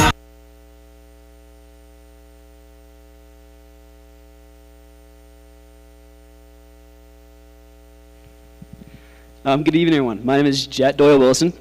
That song was one of my late grandfather's favorite songs. My business, the Green Shop Company, was inspired by him. So my mission with the Green Shop Company is to build and create quality and unique rustic epoxy tables, and in doing so, follow my grandfather's footsteps. So a little bit about me. I'm 17 years old and a junior here at Wasatch High School. I was raised on the farm and grew up working in the green shop with my father and grandfather, making me a third-generation craftsman. Now, the reason why it's called the Green Shop Company is because my Grandpa Doyle made Wilson sheep camps in the green shop. With it being vacant, I have set up my business and work in the green shop. Now, my niche is not only making epoxy tables in the green shop, but having a quality rustic look at my tables. Now, my target market is anybody from the range of early 30s to late 50s with an income of around $75,000 a year. That's because of the price of the tables and just with them being a little more expensive. So advertising has been Instagram as well as KSL and Facebook Marketplace and word of mouth. So I'm looking to expand that into more forms of marketing and getting my name out there. Now, my startup costs were around $900. It was about $300 for epoxy, $50 for pigment, $250 for 2 beautiful rounds, one of them which is here today, another one which I just finished up in the shop, as well as sanding belts and molds. So total up to $880. The price of the tables is dependent on a few things. One is material cost and how much it takes me to build the table, and then the second is the quality of the wood, and 2, the pour of the epoxy, and there's a lot of other factors that go into that. So I look at the market value as well and decide off of that, and it usually stays the same. Now, my ROI is a 3-to-1 markup, so I'm looking to build a table for whatever is $100 and sell it for $300. That depends on the size of the table. For this table example, I was about $175 to make and sold it for $300 recently. But as the tables get bigger, the ROI increases. Now, my strengths that I have right now are a low overhead cost due to having the green shop and not having to pay rent or anything for utilities, as well as my desire to create and follow my grandfather's footsteps. Some struggles or challenges I'm having right now are just selling locations and shipping because of the size and the fragility of the tables. Now, before I made this PowerPoint, I didn't have any sales, but luckily my grandma snuck into the green shop recently and saw my tables and asked if she could purchase one. And I said, of course. So, really excited to have my grandma be my first show. So, shout out Grandma Bobby. But with the time I've had, I've made some amazing progress, and I'm absolutely stoked to build and create and sell this summer, and possibly even come back next year. Now, you might ask, why would you want an epoxy table? The reason is most people don't have like a centerpiece or very decorative furniture in their house, and so these tables give you a really unique piece in your house to show off to friends and to share with family. So, with any money or investments that I receive either now or in the future, I am planning on buying a track router sled to play my wood and make some bigger pieces, as well as buy some bigger pieces of wood that I couldn't purchase right now with my current funds. And I'm really excited for that. This summer, I'm planning on making at least $5,000 of revenue, as well as just running and creating a successful business. And in doing so with all of this, I'm really excited to follow my grandfather's footsteps. Thank you.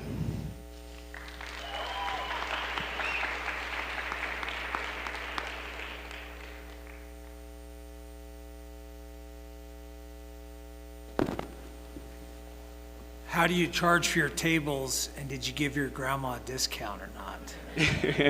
Of course I gave grandma a discount. I mean, family discount always. Same with that. I didn't even sell it to my mom, but I had to give my mom a cutting board with some extra epoxy I had. But the pricing of the tables is usually due to the cost, obviously, and I try to go for a 3 times markup. But the bigger the project, the more labor and time I have to put into it, and I just base it off of that. Is there a good supplier for this material locally? Locally, I haven't found one that's super awesome, but there's a few in Pleasant Grove and in some other locations. That's probably the hardest part, is finding material, but as revenue increases, it's going to be easier to find because I won't be limited on prices.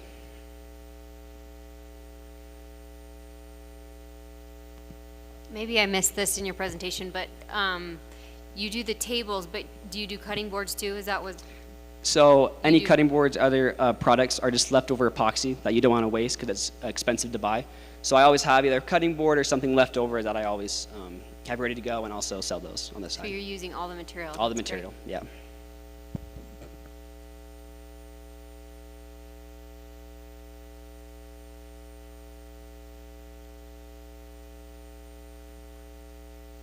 Thank you, I appreciate it.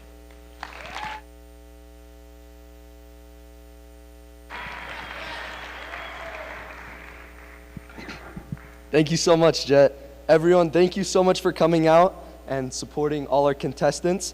Can we please have all the contestants come on the stage?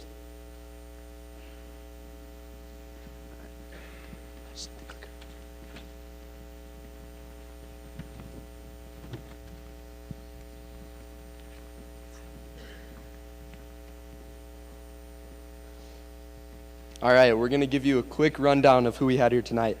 We had Jet Wilson with the Green Shop, Coleman Childs with Cole Films, Cooper Hansen with Valley View Window Washing, Ty and Boston Barnes with Pickle Court Surfacing, Noah Late with the Pickle Goat, the Video Goat, Colin Irish with Clean Cans, Cadence, Brian, and Parker with Dirt to Utah, Jed Kelly with Kelly Customs, Kevin Hall with Sport Zone Painting, and Camila Smith with Little Gouda.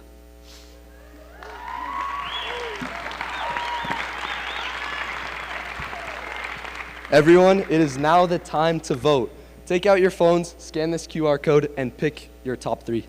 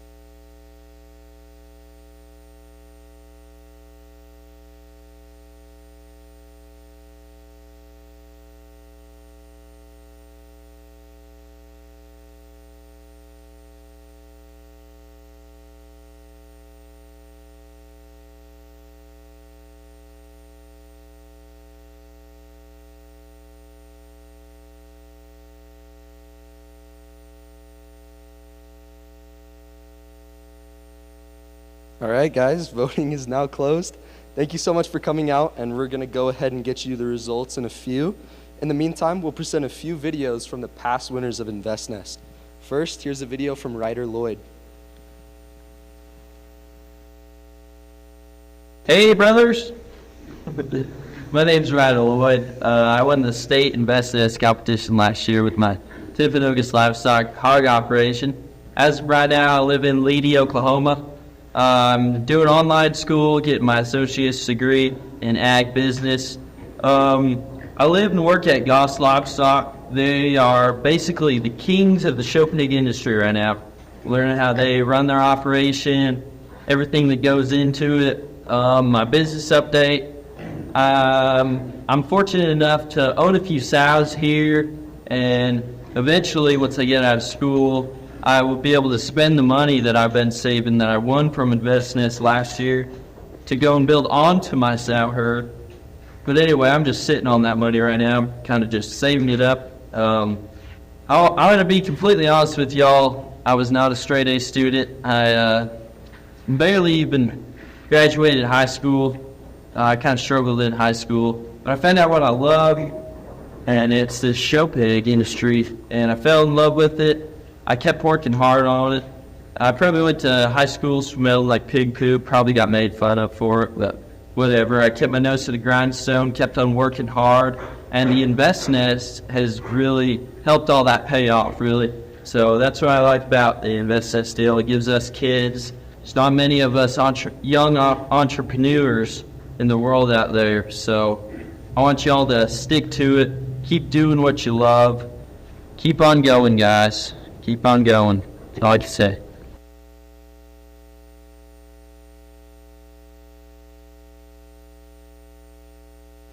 Next up, we have the Catherine Smoot from C.A.P.S Films.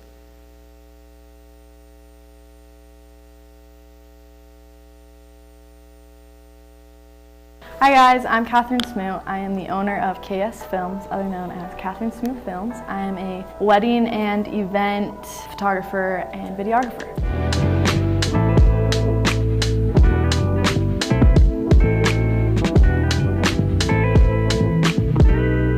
The second year I got first place and I was completely blown away. Getting that grant of $10,000 out the door, I was just like, okay, people believe in me, like people want my work, people trust and react to my work. Through InvestNest, I have like, I think doubled my income from it, tripled maybe. I'm still doing photography and videography. I would say it's part-time, but lately it's felt like it's been full-time because I've been busy. My website, I've like updated that tremendously. I haven't been able to touch it in a while because I'm so happy with it. I've grown from about 5 weddings I took in the year I presented. I think I'm taking a little bit under 15. Be confident. My first year I wasn't confident at all. I remember this, I will probably remember for the rest of my life, but I got up there my first time and I was like, I think I'm a great business, and then I tripped over my words and I was like, wait, I know I'm a great business. And all the judges laughed at me because you have to go up there and be like, I know I'm the best business here. You have to have that confidence. So the second year I went up there and I was like, this is my business, this is what I do. I want you guys to see who I am and like what I do. So that's my advice. Perfect. Good luck.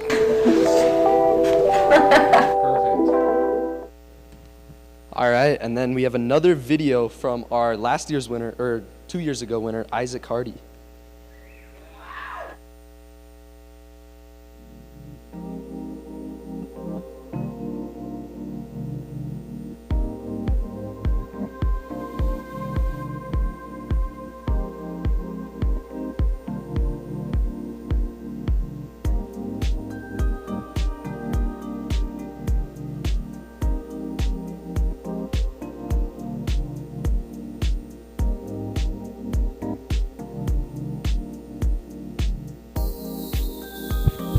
I think that something is wrong with this. So we're going to invite up our amazing judge, Jessica Larson, to tell us a little bit about her business.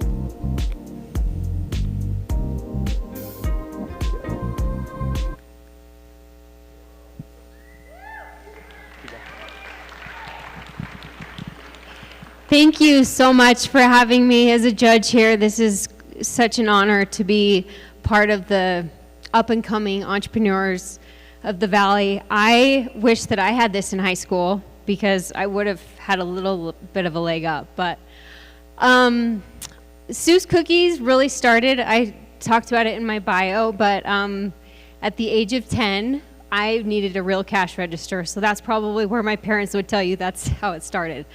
I was a little girl with big dreams, and I always wanted to own my own business. I had a bossy personality, so I wanted to make it official and become the boss. So, gosh, I started working when I was 14 years old because I just liked to make my own money and be able to spend it. And every day in college, I would call my mom with a new business idea. And she was like, okay, that sounds great. My parents were very supportive. And I just worked really hard.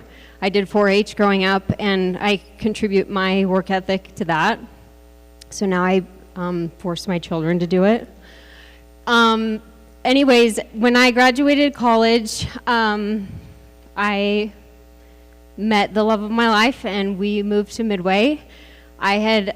We brought one child in tow, and I had worked full-time prior to that, before having kids, and then just went to part-time as I started having babies, and came to Midway, and I was like, you know what?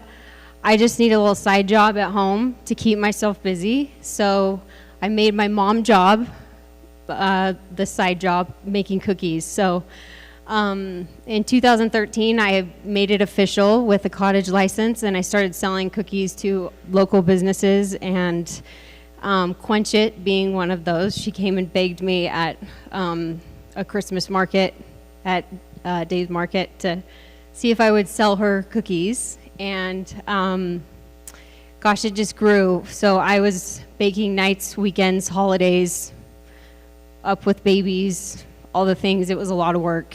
And I just always wanted to have something. So in 2000, gosh, I did that out of my house for like 4 years.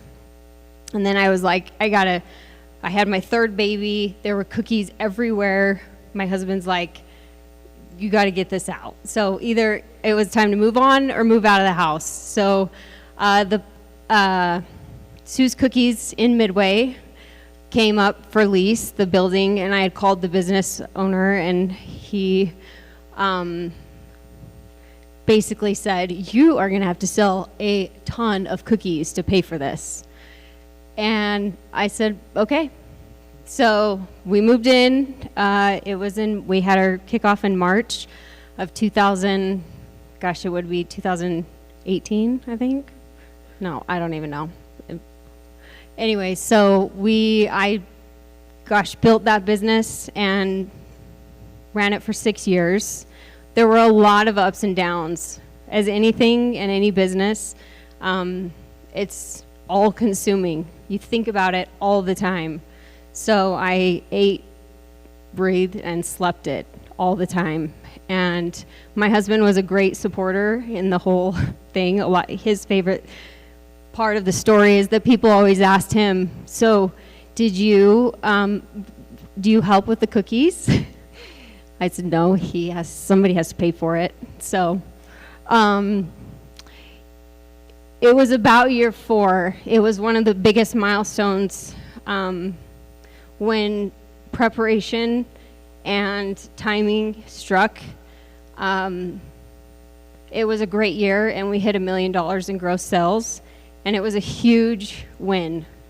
I remember celebrating like it was the biggest thing ever. But we shipped a lot of cookies over nationwide, and I realized a few years into the business that it wasn't about cookies for me, it was about the community and connecting people one cookie at a time. I love people and our human connection, and so that was really an outlet for me to connect with my community. So it is a great story. I sold it last year in March, so it's been a year, and we sold it to the Quench It owners. So it continues to run today, but it was very fulfilling, and it was a heck of a lot of work. Thank you so much.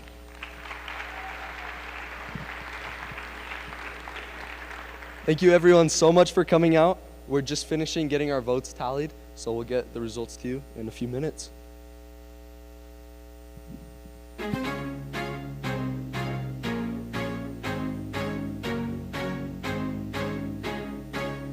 Just before the dawn, when the light's still gone, shine, shine your way.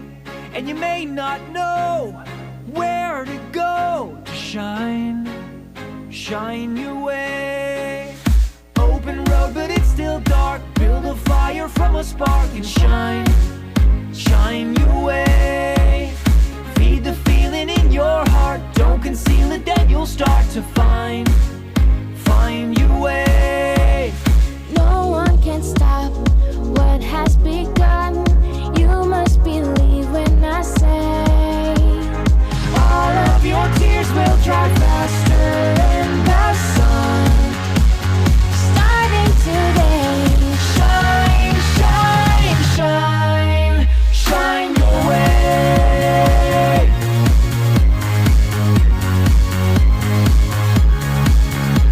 there's an open sky and a reason why you shine, shine your way. There's so much to learn, and now it's your turn to shine, shine your way. There's a feeling deep inside. You can let it be your guide to find your way. And there's no time for us to waste. Gotta take a leap of faith and fly away. Don't have to walk, now you can run. Nothing can get in your way. All of your tears will dry faster in the sun. Starting today, shine, shine, shine, shine your way.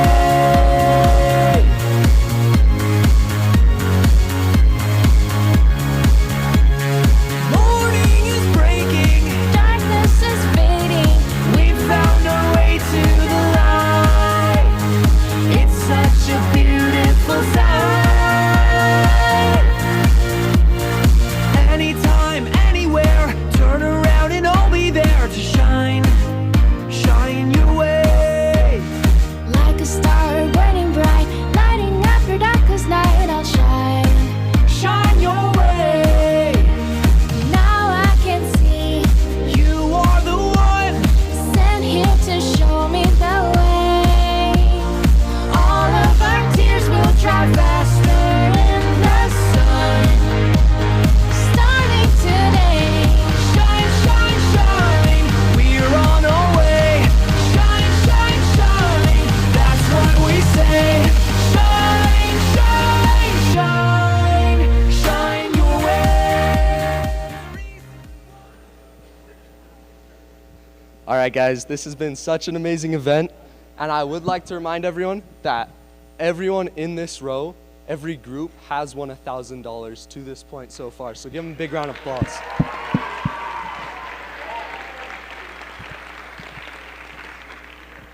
And now I would like to announce our third place winner. If he would please come up, Jed Kelly.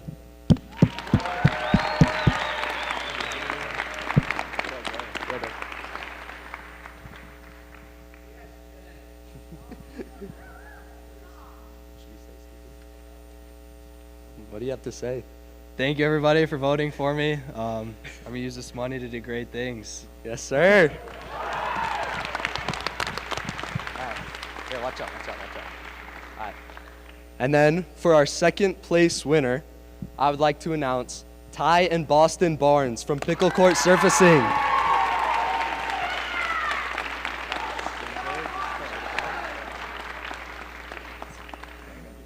What would you like to say?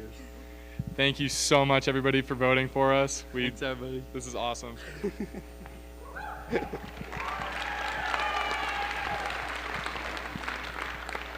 And with that, our first place winner of the 2024 Invest Nest Round 3 is Coleman Childs. Nice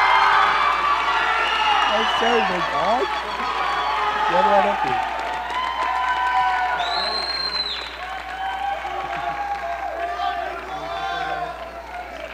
What would you like to say? I love everyone here. You guys are the best, and thank you, Brian. But yeah, I'm stoked. Thank you. Yes, sir. Everyone, please make everyone who appreciated a big round of applause. Thank you, guys.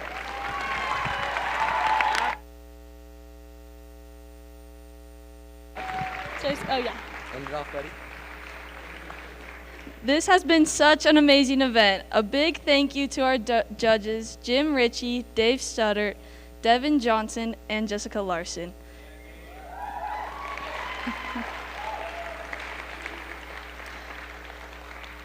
Thank you to all our sponsors and donors for making this all possible. Another special shout out to our title sponsors, America First for their amazing banking, C.A.P.S Network for their leading e-commerce fulfillment services, and First Mile for their reliable shipping. Finally, thank you to our audience. We couldn't have done this event without you and your support. Parents and friends, you are welcome to come take pictures with our contestants, and thank you all so much for coming and hope you have a great night.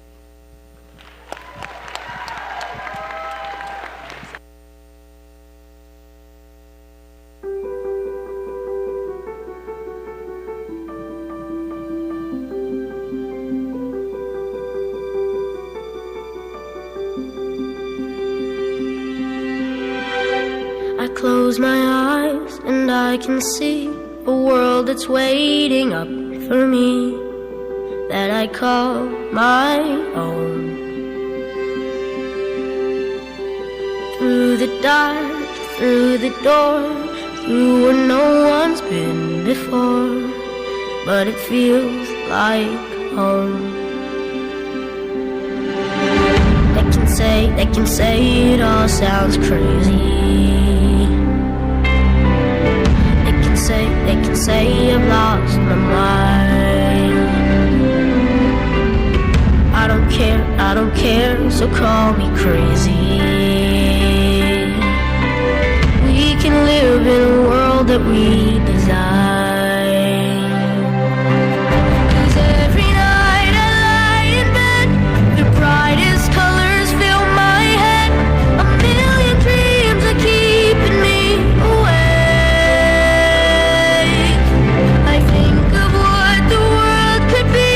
A vision of the one I see. A million dreams is all it's gonna take. Oh, a million dreams for the world we're gonna make.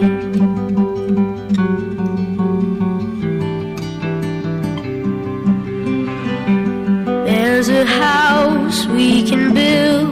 Every room inside is filled with things from far away.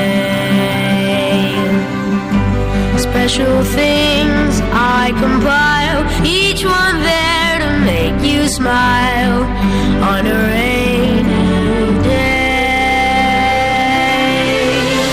They can say it all sounds crazy. They can say we've lost our minds.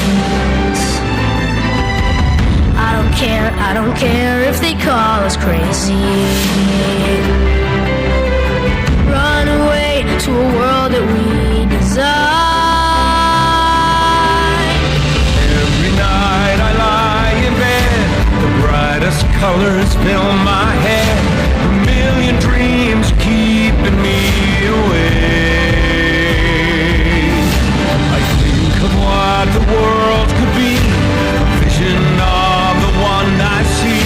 A million dreams is all it's gonna take. Oh, a million dreams for the world we're gonna make. However big, however small, let me be part of it all. Share your dreams with me. You may be right, you may be wrong, but say that you'll bring me along to the world you see, to the world I close my eyes to see. I close my